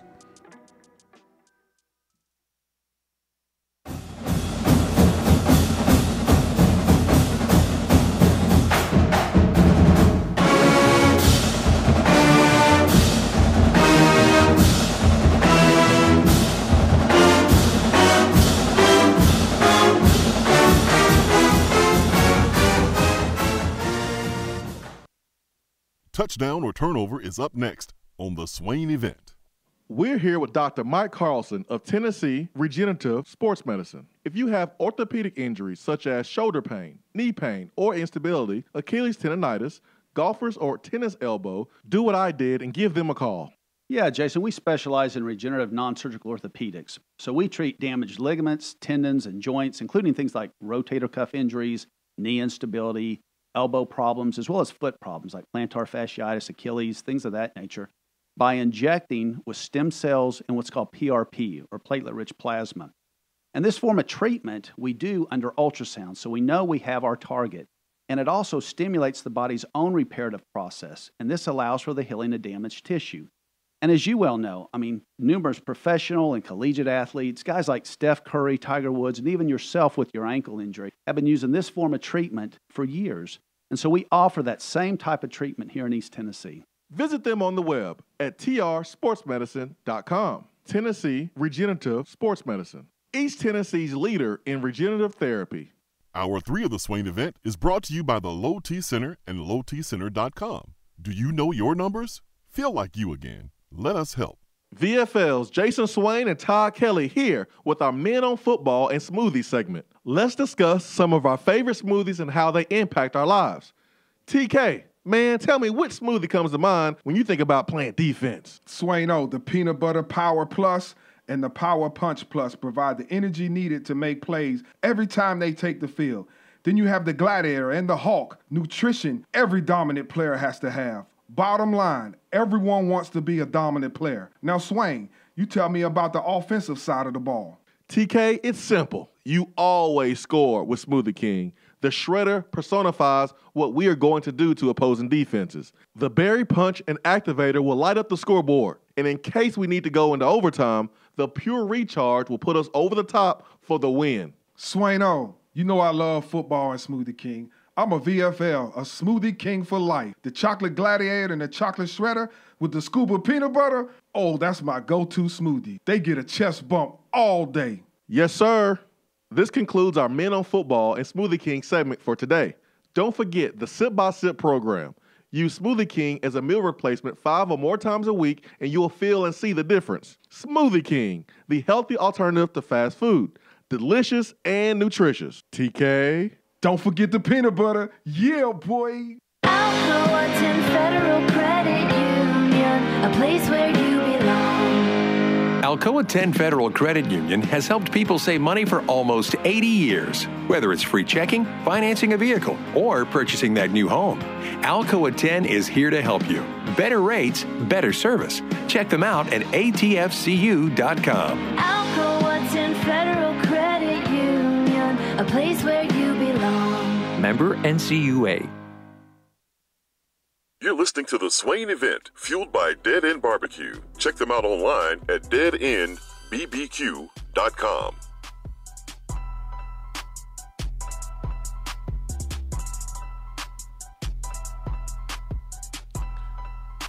(865-255-03) Dry Waterproofing Hotline. Let's go to the phones and let's get Rodney in here. Rodney, good morning. Good morning, family. How y'all doing? Man, wonderful, man. Wonderful. So good to see you and chop it up with you, man. Thanks so much for coming. It's not a problem. It was great to get to chop it up with the Swain Event All-Stars, TC and Turkey Man. And probably you can see y'all beat me up. My voice is deep. Met Andy, and he showed us his chest tattoo. He showed it to you? Yes. Did you want to commit to Tennessee? Yes. I give my all to Tennessee. There you go. That's why he It works. It works. It works. It's powerful.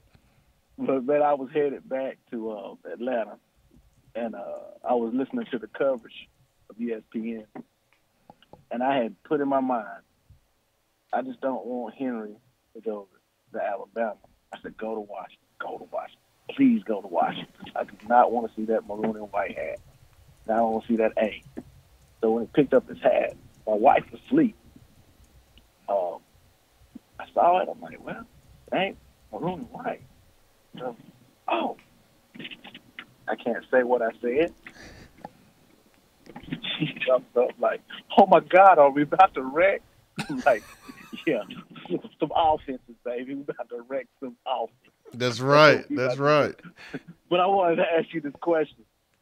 Did we get faster overall as a team? Hell yes. Yes. Hey, you remember in Friday when Craig was asked the question and he turned his head and looked at Smokey and said, yes. Yes. That's how I'm answering the question, Rodney. Yes. We got faster, man.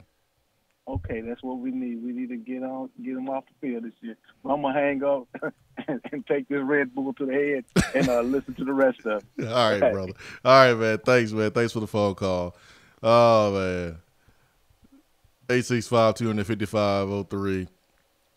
I got for what for the audio yesterday, and I'll address it. The guest audio, the callers. That was weird. I don't know what happened there, and that will be something that after this show I will be on the phone, finding out how to prevent that from happening ever again. So there's a 2-man operation. There is a producer / co-host and Ben McKee. There's me, and I'm producing the video side of the show during the show, and we do have this home studio, and I can reach out to my engineer. It doesn't mean that he's gonna, I don't have him on retainer for $1,000. So, we do the best we can. And as great as the show was, the moment we finished the show, Ben will tell you, that's the first thing I mentioned. And my wife had to pat me on the back, was like, but no, don't think about that. Don't think about that right now. Look at all these people here, and man, look at this great event.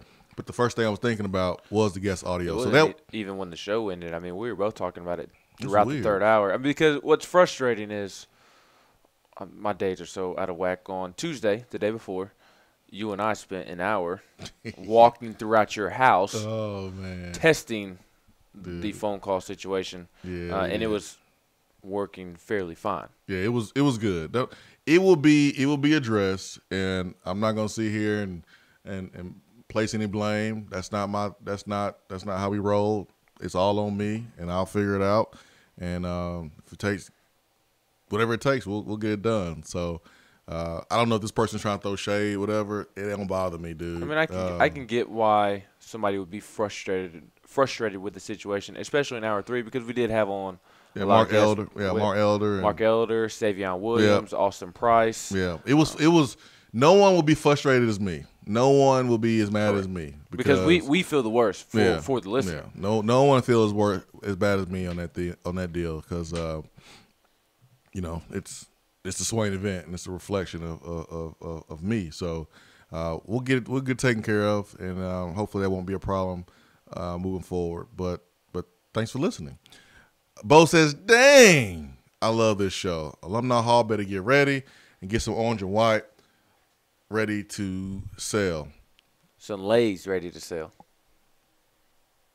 The Samoan Lays." Oh, yeah. That's right. That's what he said. Yeah, that's right. Yeah. Well, I guess Alumni Hall probably won't do it, but how long before a shirt pops up as a T-shirt with just a Lay graphic on it? I hope no one does it, because that would be taking advantage of his likeness and not give him a check. So it'd be like the Alvin Kamara shirt. Yeah. Which I am not really ashamed to say that I own one. It's good. It's good. For me, there's nothing wrong with having one. I'm not the one hustling out here on the streets trying to make money off of Alvin. Yeah. If anything, I'm repping Alvin with the shirt. Yeah, but the thing about the Adidas Alvin Kamara shirt, like, he gets a cut of that. He's a professional now. But I have the one that he did not get a cut of from when he was in school. Not a fan of that. Not a fan of the Jeremy Banks T-shirts. Man, stop trying to take advantage of these kids. Stop trying to use their likeness to line your pockets unless you're trying to give him a cut. And you can't do that because it's illegal. So just don't do it. Don't take advantage of these dudes, man. So hopefully there's not a shirt. Well, unless you want to take advantage. We can set up a Todd Gurley situation for a Georgia, Alabama, Florida player. Just don't do it here in Knoxville. Yeah, true. Let's get Tua in trouble.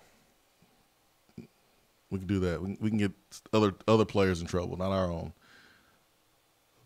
We got Sports Guru. Yes, we do. Sports Guru, good morning.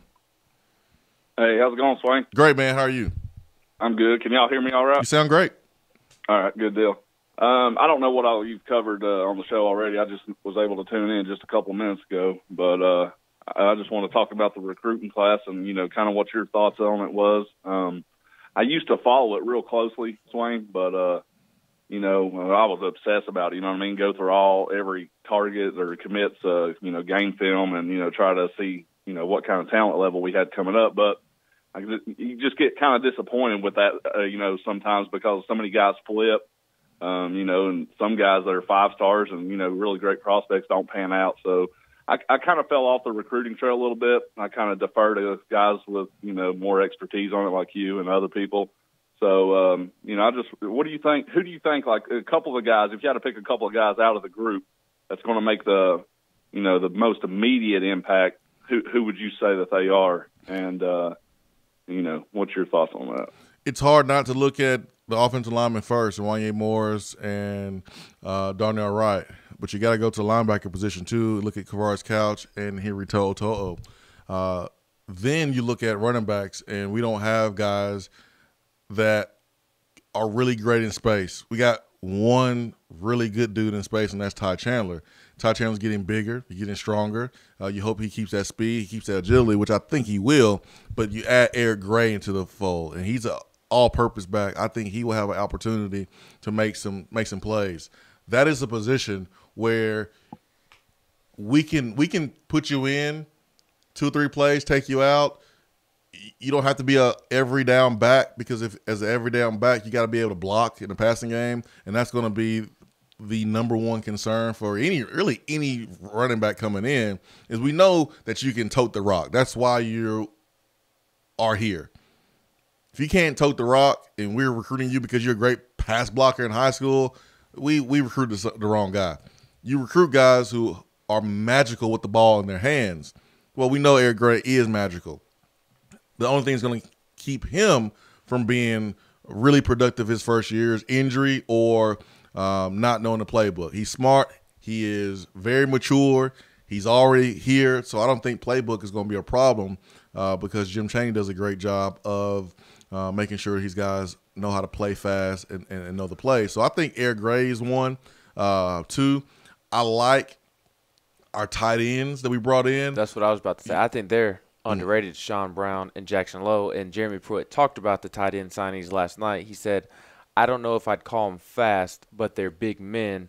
And then Bob Kessling asked him, they can catch the ball right. And Jeremy Pruitt said, I don't know. I'm mostly worried about them blocking people, and they can do that. So they really fit what Jeremy Pruitt wants to run. And I think because of that, they could have an early impact because, quite frankly, there's not guys like that at the tight end position right now. Dominic Wood-Anderson is a pass-catching tight end first and foremost. He's struggled to block consistently this year, and I think Jackson Lowe, Sean Brown can come in and play right away if they can survive in the trenches as a freshman. You need 2 or 3 tight ends that you feel like can go out and get it done. Now, hopefully Austin Pope takes another step forward and understands that he can't be the tight end that he was when Butch was here. He has to be more physical. He got to get bigger, stronger. He has to have a stronger mentality, tougher mentality. He has to be mentally tougher. He has some lapses. I mean, that long run and fumble against Florida, man, that was nothing but a mental error. So he has to improve in that area for sure. But if you're Jim Chaney, you want options. What if you're playing a team where their linebackers can't run? Well, you want to create matchups with our tight ends versus their linebackers. You just never know. The game plan changes from game to game. So you want to have the ability to go, okay, today our tight ends will be the strength of our football team. But you can't do that if you don't have the dudes. So I think our freshman tight ends will have a chance to get in there and impact. So I like our tight ends. I like linebackers having a chance to impact offensive line. Now, I mentioned this yesterday. I mentioned it again. There's an opportunity for Savion Williams and Darryl Middleton being 2 JUCO defensive tackles to come in too, because we're replacing a lot of senior leadership there, or seniors on the defensive line. So there's a lot of holes, and that's kind of the point I'm getting at. Throw in Elijah Simmons too. He's a freshman defensive tackle. But there's a lot of holes. You better not forget about Elijah Simmons. He'll come to the studio and make sure you remember him. That's fine, man. I ain't He'll walk in here with that chain around his neck. Hey. He is important, but there's a lot of holes. There's a lot of holes on this team. So it's not like you had a recruiting class and you just had to just build some competitive depth behind a bunch of guys who are already going to play and you just had a few holes. No, you have a lot of holes. So there's a lot of these guys that should come in and impact on both sides of the football. anytime you're rebuilding a program, at the early stages, you are going to have needs at nearly every single position. And I said this on the live stream last night. I think it's pretty indicative of where Tennessee football is when the only 3 positions that you didn't necessarily need to go out and get is a kicker, a punter, and a long snapper. Yeah, we addressed some holes, but you still got to build depth, competitive depth behind those guys that we just signed. So what if Henry Toto gets hurt? What if he's not ready first game of the season? You still got to have other guys that are right there, like Daniel Patulli and things like that. So they'll take more linebackers next year. They'll take more offensive linemen next year. They better take some defensive linemen. They'll take more DBs next year. So now it's about building competitive depth, building a meeting room that has 4 or 5 stars on every row. That's what you want to do. Let's get to let's see here. I got it. You don't have to tell me. Andre, good morning. How you doing, Swain? Wonderful. How are you, man? I am ecstatic. Should be. I know Tennessee went 5-7, but we are undefeated in the offseason this year. Jeremy Pruitt has done everything. I didn't expect to get Aubrey Solomon. I didn't expect to get the Gibbs. We signed a person on every day of signing day. We hired T. Martin. We Tyson Helton left when we didn't even have to fire him. That was amazing to me. What's his name? Our offensive coordinator, Jim Chaney. Jim Chaney. Who, Tennessee, the SEC better watch out because we had arguably the best come up since November ended. We had the #1 team in basketball. That's helped us tremendously. I'm not even a Tennessee basketball fan, but the amount of positivity that I'm hearing from everybody has been uplifting to me. And but this is not like I haven't even been worried about this offseason because we've knocked it out of the park. What do you think? I agree with you. I cringe when I hear undefeated all season. But it was a six. I do cringe. I'm not gonna lie to you. I just keep it real. Yeah. But I agree. It's been a great offseason of going in the right direction with bringing back T. Martin as a coach and bringing back Jim Chaney as the offense coordinator. Those were 2 power moves. Bringing in not only T. Martin, but a guy who was successful recruiting in a different conference. We already have guys who can recruit in the SEC, but now you brought someone who was the best in the Pac-12 and has relationships on the West Coast. So that was big, upgrading your coaching staff in that area. And then you add 2 transfers that if they had a ranking and you can add them to this class, we are talking about top 5, top 10 class, something like that. But you added more talent, more speed, and then you made a statement in areas like California, Charlotte. You made a statement in West Virginia, going outside of the state and bringing in the top talent. So it was absolutely a wonderful recruiting class, a great offseason for Tennessee football for sure. Now, you did have some guys into the transfer portal, but that happens, and I'm not crying. Mad about any at this point. Yeah, I ain't mad. I ain't crying. I mean, like I said, our deflections, everybody wanted Tyson Helton gone, and he just magically – I was like, who leaves and gets a better job? Like, this offseason is a complete 180 from what we went through last year where it was so negative. And this year, I remember saying Vol Nation just stay strong, and look what happened. Jeremy Pruitt, all we got to do is get the wins, but he has done really nothing to sometimes it's a little negativity. And I'm like, what are you talking about? He hasn't done anything from what I can tell that you can even bash at all. Like this, the Tennessee rebuild couldn't have been any better. Yeah, there's a few things that Pruitt will have to improve on. I mean, he's a first-time head coach. He made mistakes. He's going to have to manage grown-ups and his staff better than he did last season. I didn't expect him to be perfect. I'm glad that he is having these he has to make these adjustments now and not when he has a roster that is ready to win a championship. Because if you're making these mistakes like 2016, then you have a problem, and then you wonder if a guy can really get it done. But go ahead and get these kinks out now where you're only going to win 5-6 games, whatever. Do that. But right now, man, we're good. Pruitt is improving. He's improving, but he has some room to grow, and I think he will make the adjustment. All righty. Hey, thank you, man. Thanks so much for the phone call. Let's get to Will from Huntsville, and then we're going to call Austin Price and get a rundown on yesterday's signing class. So, Will, good morning. Hey, good morning, guys. Good morning. I wanted to say great show as always. Wish I could have been there yesterday. Just curious, how much cornbread do you think Pruitt ate yesterday? He's probably stuffed, man. He's probably stuffed. That's how he celebrates. Cornbread and Kool-Aid. Well, Swain, I know you got the hookup, so you think you could get with Pruitt and get the recipe for his wife's cornbread, kind of like Barb's chip dip? Man, Casey's cornbread. I don't know, man. We'll see, man. We'll see. That caught me off guard.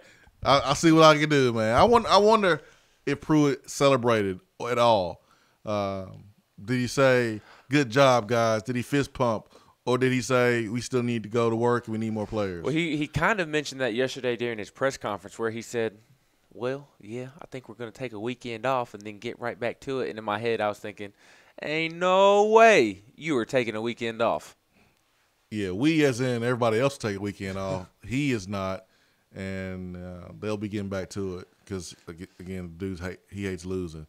Thanks so much for the phone call. I really appreciate it. We'll give Austin Price a call and then bring him on. We had him on yesterday, but, again, the audio was all funky. Probably my fault. But we'll get him on right now, and we'll recap, man. Just a really, really cool day yesterday. A lot of positivity, and Tennessee making a statement to the world that Tennessee's on their way. Tennessee's a program that if they work together, they can get it done. There's some programs that it doesn't matter. They can give you all they have. They can do everything right. They just are not equipped to win at a high level. Tennessee is not one of those programs. And so I laugh when other fan bases throw digs at Tennessee because it's been done before and it can happen again. We have the resources where you get digs from West Virginia fans and South Carolina fans. On your best day, you're 8-3. On your best day, Atlanta is the furthest you're going to go. You're not going to go any further than that. You just don't have the resources. You just don't have the manpower. Tennessee has it. It's just about them working together and getting it done. And yesterday was a big step in that direction. All right, let's get Austin Price in here. Austin Price of VolQuest.com. You can follow him on Twitter at Austin Priceless. Austin, good morning, man. How we doing, Jason Swain? This is 3 days. I know, man. I know. We might as well just put your name on the show. I like it. Hey, man. But yesterday had some audio issues. Apologize there, but good to get you back on today. You mentioned it yesterday, man, that Tennessee was not out of it for Henry To'o, a.k.a. Hank. Hank is his nickname. So for those that want to call him Hank, you can, but that's his nickname. But you mentioned yesterday that Tennessee still had an opportunity to close with Henry To'o. When did you kind of find that out, and how surprised were you, if any, that Tennessee was still in it? Well, Tuesday night, it started to kind of circulate that Tennessee was still in the game, and then yesterday morning, right before I went on the radio with you, I got a call from, a source within the league that said that they thought that it was done, that Henry was picking Tennessee, and I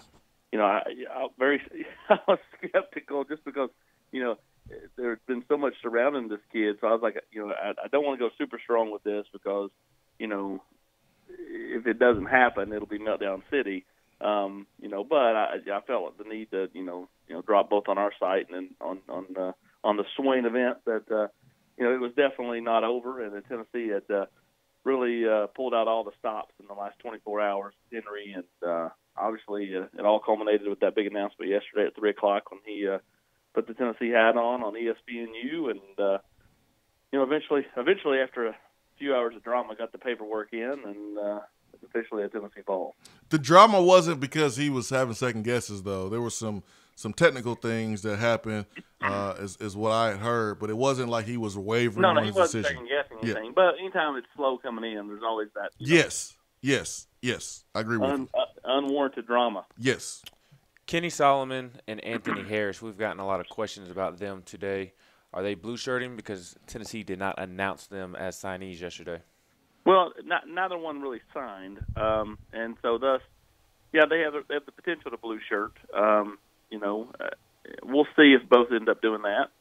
I think Anthony Harris, if he can get his test score, is someone that Tennessee would love to have blue shirt, because Anthony Harris is a football player. I mean, he was one of the best teams in the state during all 4 years over there in Eastern North Carolina, and so they want to try to get him locked and ready and get him in this class. But he's got some work to do in the classroom. As for Kenny Solomon, Ben, he signed some type of paperwork yesterday and put on the orange hat and all that stuff. But much the same, I think Tennessee's taking a wait-and-see approach with Kenny, and if he takes care of business, then I think he has a chance to end up at Tennessee as well. But neither one signed. That's why Tennessee couldn't talk about him. That's why Jeremy Pruitt couldn't talk about Henry for the longest time, is because they didn't have the paperwork, and thus he had to go and do his press conference without being able to talk about Henry. I mean, are we not to the point where we can just there has to be some technology that you can just sign your paperwork with like your finger or something on your phone and just send it in. I mean, it has to be easier to do than.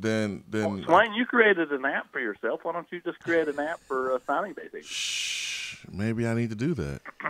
Shh, maybe someone's gonna do it right now, Austin. And you just gave them an idea, and we missed out on retiring.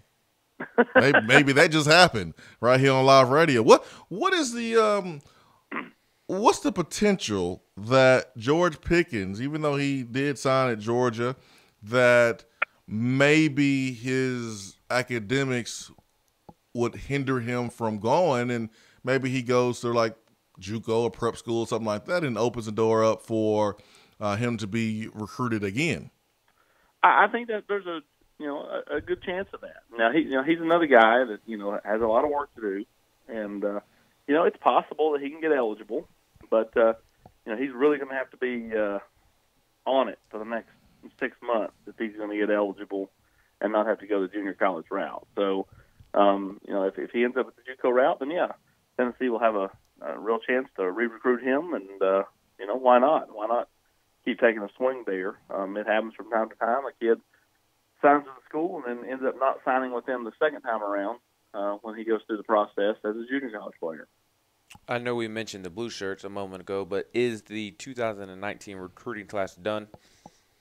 Yeah. I don't see anybody else getting added. I mean, Tennessee, I'm sure, will look at the grad transfer market if the right person presented itself. If Tennessee felt like coming out of spring practice they needed help at a particular position, but I don't think they want to go that route because it's robbing Peter to pay Paul. And, I mean, the blue shirts are too. So that's why I'm really intrigued to see what happens out of this whole deal with Solomon, with Harris. Because ultimately, by taking those kids, you're taking away from the 2020 class where you feel like, you've got some good traction in state, some good traction overall, and got a lot of momentum. Solomon is not rated as high as Anthony Harris, but here's where I think it's worth it. You need team speed. The guy who is the cornerback guru, so happens to be the head coach. You can't teach 4.36 speed. You take him, you groom him, and you add another guy that can possibly play nickel, can play cornerback position and push Bryce Thompson and, make sure he doesn't get the big head, make sure he remains humble and hungry, because sometimes when you have that early success, you think you have arrived. Not saying that these guys have, but I've seen it happen before. I think it's worth it because Pruitt is a DB guy, and you just got a really, really, really fast DB. Yeah, no, I mean, there's definitely some positives to Kenny's game, but at the same time, I always look at it as who you beating out for a kid, and then his other options were Louisville, were Colorado, and a couple other places. Yep, fair. You know, there's a reason he wasn't as highly recruited. Now, sometimes kids just slip under the radar. Mm-hmm. You know, but in today's time, that's harder and harder to have happen. I think Arkansas, with a guy like Chris Russell, they tried to keep him hidden all fall. You know, but that was never going to happen because, you know, you just look around college football. There are kids every year now with the new signing period that are finding their way into better opportunities than probably they would have had if there was just one signing period, because you get to that second signing period, most schools are 90% done, 80% done, and they're trying to fill a specific spot, and there's not as many players for that spot. You know, look at like a guy like Adonis Ote. He chose not to sign with Arkansas in December, Jason. Proved to be a gorgeous move for him. He ends up at Southern Cal because Southern Cal needed defensive back help, and he was one of the highest guys left out there, and so they went and got him. You know, wouldn't you rather be in L.A. than Fayetteville? So, I mean, that paid off huge for him. Very smart move. And I think you see that more and more, and I think you see kids, you know, end up with better opportunities more and more with that second signing period. After Jeremy Pruitt's press conference, he and the rest of the coaches made their way over to the student union, the new student union, and spoke to fans. He had a lot of funny, intriguing quotes, but did he drop any news bits of any sorts? Well, I think you kind of saw where the staff's headed with, you know, T. Martin talking about receivers, Chris Winkie talking about Brian Maurer, and David Johnson talking about Eric Gray. That's how it's going to be structured. Not that that's any type of surprise, but, you know, even yesterday in his press conference, Coach Pruitt was unwilling to kind of say what his staff makeup was going to be. You know, I don't know. I'm selling secrets to the Japanese, I guess. I don't know what's going on when you can't just say, you know, he's going to coach receivers. I mean, it's fairly obvious what everybody's going to coach. But you know, I think that was the one thing you just kind of got definite clarification on that.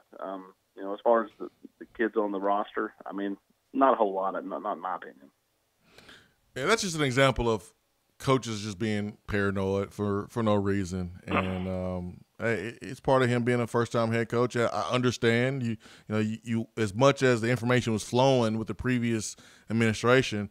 I get Pruitt wanting to be closed-lipped on everything and not letting a lot of information get out, but I mean it's pretty obvious when you look at those three offensive coaches and who's going to coach receivers, running backs, and quarterbacks. But hey, we'll play the game, and I'll act surprised, just like I was acting surprised when Darnell Wright picked Tennessee yesterday. I was like, really? Wow.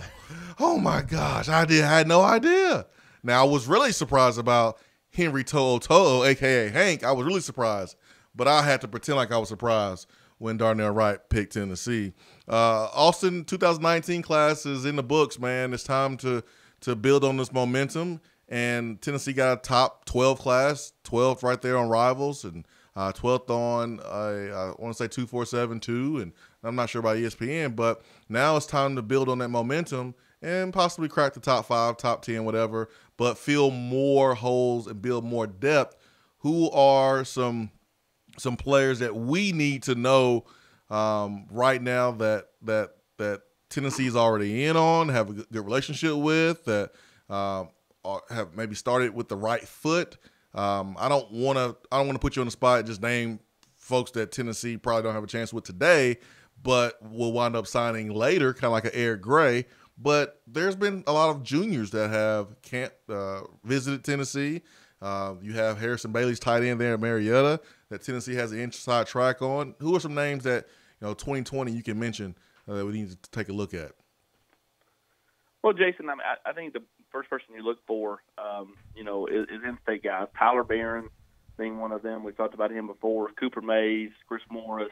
They're going to swing with all they can to try to land Reggie Grimes, and we'll see. I mean, his dad played at Alabama. That's always going to kind of be a natural pull.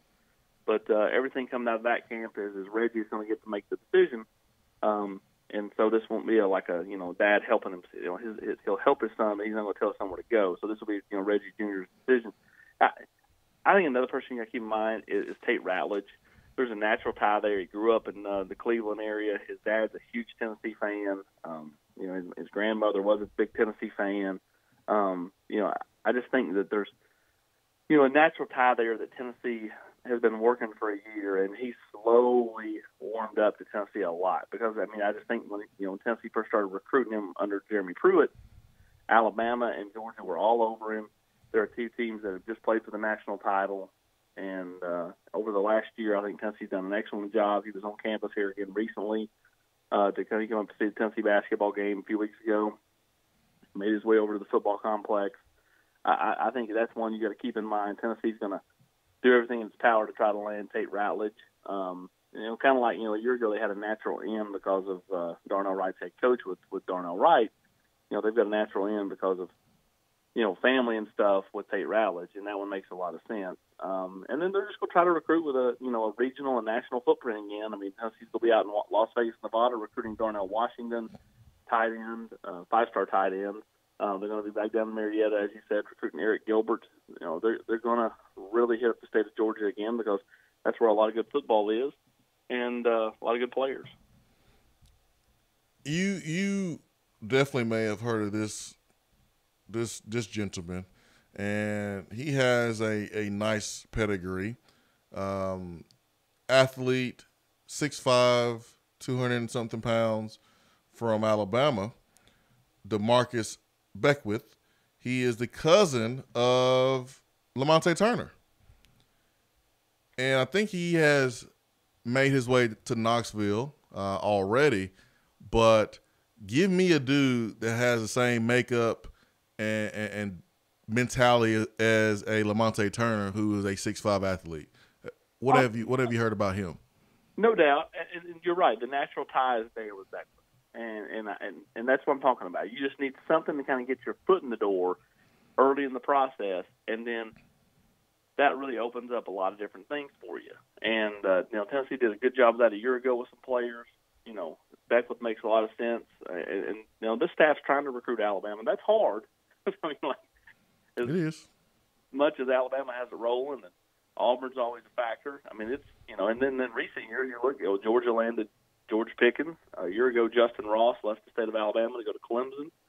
So it's feasible to get really top-end talent out of there, but, you got to be winning, I think. And so that's the big thing for me is Tennessee's got to find a way to get some wins on the football field this year, parlay this success in recruiting into development, and then wins on the football field and getting to a bowl game in year number 2 under Jeremy Pruitt.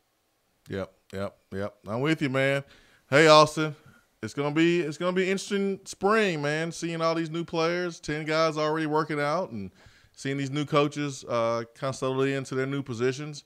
It looks like there's a cloud that's leaving Knoxville, and it's really cool to see it, man. You can see the fan base, you can see it in their excitement, and I'm happy. I really want this fan base to be happy, and I think they deserve to be happy. So it's good to see all the positivity. And Austin, thanks so much for joining us, man. I know school is out and everyone is all getting sick and stuff, and I know you have responsibilities as a parent, so thank you so much for taking time out to join us this morning. Anything for you, Jason. Hey, thanks, man. Austin Price, VolQuest.com, at Austin Priceless.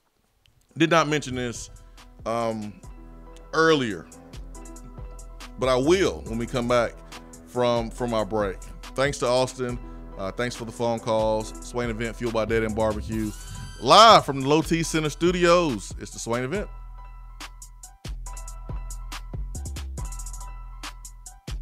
Hour 3 of the Swain Event is brought to you by the Low T Center and lowtcenter.com. Do you know your numbers? Feel like you again. Let us help. Gentlemen, when it comes to taking care of your health, sometimes the first step is the hardest. Low T Center is making it easier to take that first step. It all starts with knowing the numbers that are essential to a man. Testosterone levels, blood pressure, cholesterol, prostate, and thyroid. Low T Center makes it quick and easy to get all these levels checked and more.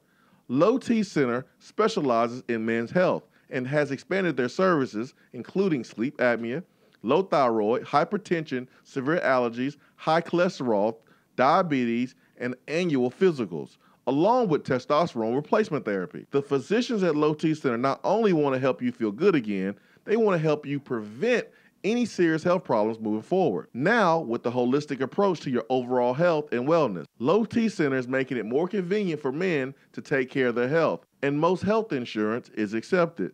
They'll even verify it for you. Take the first step for your health and call 865-392-1388. That's 865-392-1388 or go to lowtcenter.com. Reinventing men's healthcare. Are you looking to buy, sell, or invest in real estate? Then call me, Jennifer Morris, at 865-694-5904. Listen to what the Tarver family had to say. Jennifer was our realtor recently and helped us find our dream home. She also helped us sell our home, and we had a signed contract in only 2 days. Her greatest strengths are her patience and personality. We never felt pressured, and I would highly recommend her in buying and selling a home. Call me, Jennifer Morris, at 865-694-5904 or email me at jennifermorris865@gmail.com. When you see the happy face on our truck, you'll be smiling because you'll know that you're in love. It's freezing in here, Mary. What's wrong with your heater? The repairman can't get here till next week. Sugar, you've got the wrong guy. My guy is fast and has free heating service calls when he does the repair. Hi, I'm Jimmy Hiller. Take advantage of a free service call with any repair. Call the Happy Face Truck today. JC's Tree and Landscaping Service specializes in quality tree work done at an affordable price. Trimming and removing trees are their specialty. They also offer other services like land clearing, stump grinding, crane services, and all of your basic landscaping needs for both commercial and residential. JC's will give you a free estimate and beat any written quote by a competitor to guarantee that you get the lowest price around. Don't risk your land with a fly-by-night service. JC's Tree and Landscaping is licensed and insured. Give them a call at 865-599-3799. We have all made the mistake of dropping or breaking our smartphones. See? But did you know that you can have it repaired for a fraction of the cost that it takes to replace it?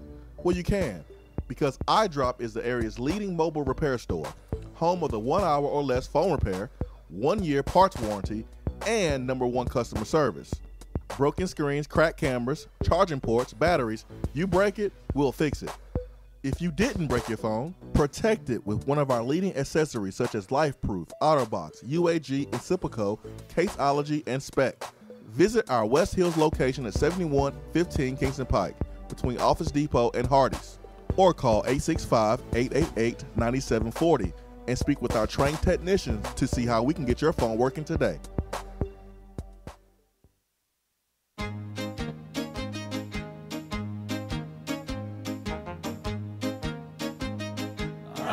Goes your car insurance. Nobody likes surprises, so switch to Erie Rate Lock. Get a great rate that stays that way even after an accident, ticket, or inflation. In fact, it's locked until you change a car, driver, or your address. Your Erie agent in Knoxville is InsureFit RM. Get a quote at 865-684-4900. That's 865-684-4900. Erie Rate Lock does not guarantee continued insurance coverage and is not available in all states. At work? Can't call in? Don't feel bad. You can talk to the guys in the text box. It's part of the free Swain Event app.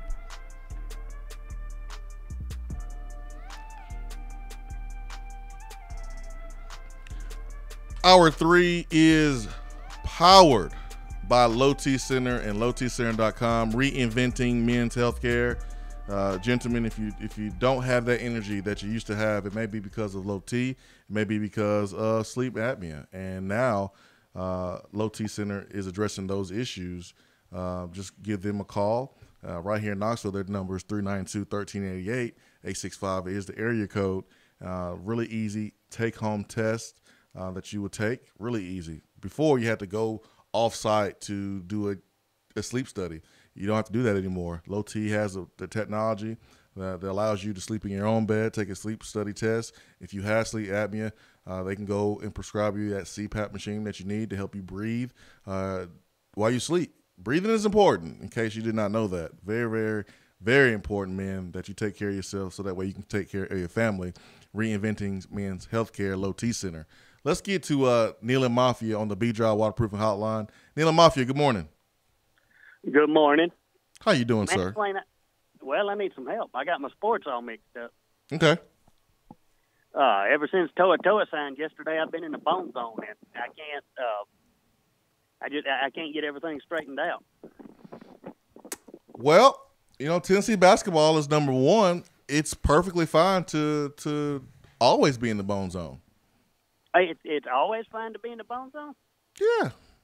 Well, man, that's great. I'm 47 years old, and I was worried if I would have any trouble being in the bone zone, but now I see I'm good. So you're good to go, man. You're good. Man, I am good to go. Yeah. Always, man. Always. Okay, I danced up to that line enough. Yeah, let's put it in reverse, Terry. Yeah, let's back it up, Terry. D'Angelo Gibbs and Aubrey Solomon. I wish I could remember the tweeter who put this out, but anyway, he plugged in their values and computed it for a 25 signing class instead of a 23. And when he put those two in, if they qualified to play this year, our class was number 3 in the nation. Yes, and if they don't, if they sign, or if they're only eligible to play next year, then that means with Harrison Bailey, we have 2 5-stars and a high 4-star already starting out next year. Well, Neil Mafia, check this out. Even if they cannot play this year and they don't get a hardship waiver, I look at it as like them redshirting. So what if you go out and sign the number 1 quarterback in the country, the number 1 offensive line, and number 1 safety, and they still redshirt? They still part of the class. Not every high caliber recruit plays day one. Sometimes you get injured. Robert Meacham got injured, did not play his freshman year. Sometimes you need that year of development. So I look at Solomon and D'Angelo Gibbs, I look at those guys as if they're red shirts if they do not get that hardship waiver. And that kind of leads me to the question that I was going with here. Have you heard anything on what their odds might be on getting that waiver to be eligible to play this year? I have not. Solomon's is better than Gibbs. There's a better chance that Aubrey Solomon is on the field rather than D'Angelo Gibbs. Okay. All right. Well, that answers that. Gentlemen, have a good day. I'm going to try to continue working and diligently persevering all day, though I'm stuck in the bone zone, and you guys have a good one. You have a great one, man. Just remember, if you're in the bone zone for more than 6 hours, see a doctor. Okay. That's what they say, right? According to Nacho on the text box. That's what they say. If you missed yesterday's national news, you probably missed that former defensive coordinator of Ohio State, Graciano, was named as the defensive coordinator for the Patriots. And in this short amount of time, I am about to crush these crappy takes from Ohio State fans that all of a sudden got amnesia and don't remember what they were saying a few weeks ago. I'm going to take one here, and this Ohio State fan goes by the name of Matt Finkies or Finks. Finkel, whatever, here on Twitter. And when things happen, sometimes you have folks that are so anxious to drop what they think is a fire take. Oh, yeah, I'm about to drop this fire take. Oh, yeah, I'm about to get him with this one. This is it. Oh, this is it right here. And this guy thought that it was it when he quote tweeted on the news of Graciano being, bless you, being the defensive coordinator at New England, the New England Patriots.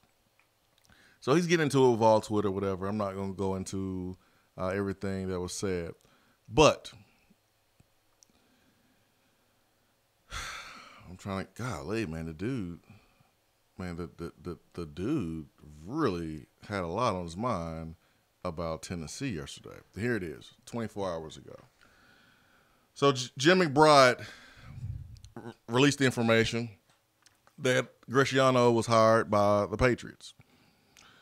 He quote tweeted and says, "Tennessee Vol fans really dodged a bullet, huh? I mean, only the greatest football coach in history of the game wants him as his DC, but he wasn't good enough for your crap program. Enjoy 7-5 seasons. Hold on, let me stretch. Okay. Sit on back, Ben. I got this. This is what a simpleton would say. See, he's trying to fool you. He's trying to trick you here. If you're not careful, if you don't have someone that can break this down for you, he may really get you. He may really get you here. Now, I don't agree with the whole Tennessee side of how Schiano was treated. I don't agree with the whole side.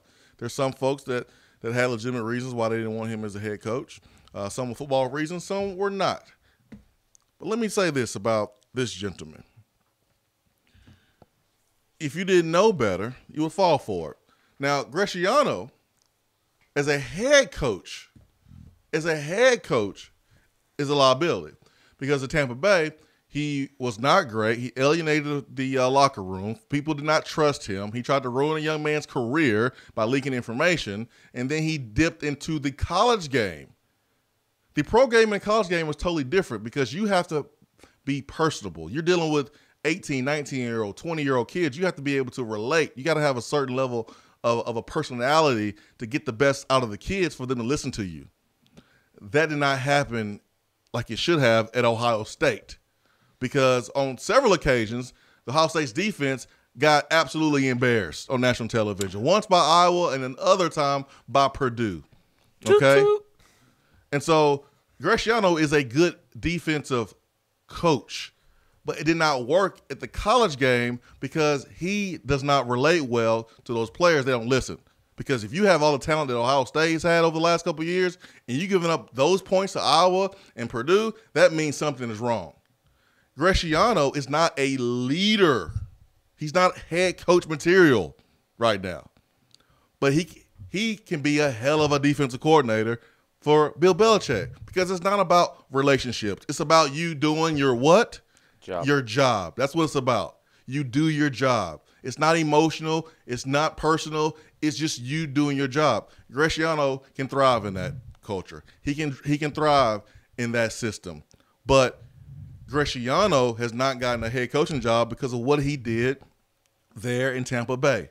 And no, he wouldn't have been a good fit. And yes, Tennessee fans did dodge your bullet. So take your crappy take and go sit down somewhere, Ohio State fans. Because y'all were the same ones that when you got your head beat in those two games, you wanted him fired too. Shut up. Sit down somewhere. Take a seat. Take a seat. You wanted him gone when he was coaching your defense. Take a seat. Being a defensive coordinator is different than being a head coach. Stop being a simpleton. Who we got on the phone? All right, we got the lines full. We got 6 minutes left in the show, so we're going to fly through with Fox Vol, Knoxville Mike, and Vol Nation. Man, don't be coming in my Tennessee family like that, man. I get fired up. I get fired up, man. All right, let's go to the phones. Let's get to Fox Vol. Fox Vol, good morning. Hey, man, I'm a little scared right now. I don't know. Hey, man, I don't like dudes trying to pull tricks on the fan base like that, man. He tried to pull a trick. Didn't bring some facts. Didn't bring some truth. Try to pull a trick on us. The only thing that I'm picking from any of that stupid Greg Schiano crap is that he wasn't even good enough to be named their interim head coach. Bingo. While he was on staff. It's as simple as that. You could end any conversation with that alone. If he's not even good enough to be your interim head coach, you want him to take over a program that just went through all kinds of struggles and adversity and all kinds of just disgust on a national scale? Bingo. Are you insane? Bingo. Come on, man. Bingo. Come he on. won't have to do anything with the Patriots but coach defense, which I'm sure he can do really well. Yeah, exactly. And Bill Belichick's going to be doing that. We all know that. Exactly. So, man, I wanted to call in real quick. I don't want to take up too much time, but I really, really enjoyed myself yesterday. Glad I got to meet you guys. Y'all are some of the most humble, respectful people that I've ever met. Not only you guys as the host, but I had a chance to talk to Jennifer Morris and also Danielle Nutt, who's a part owner there. And, man, they sat down and talked to me for like 30 minutes like I was part of their family. You know, so, and I told Jennifer Morris, I was like, you know, as a real estate agent, if I was going to buy a house, you would have me sold just with your personality alone. But it wasn't only that, though. She was really bragging on you guys, on you especially. And it just, sometimes you hear people on the radio and you hear all this stuff, and you don't really know what to expect when you meet them in person. But, man, I was impressed. I mean, you sat there, you had dinner with us, talked to us forever. You know, I mean, not a lot of people, period, would do that, but especially in your position. So I wanted to let you know I am really just eternally grateful for that, man. I mean a lot to me. Thank you, Foxball, man. Your words mean a lot to me, too. I really appreciate it. And thank you. Thank you so much for coming, man. I look forward to the next time.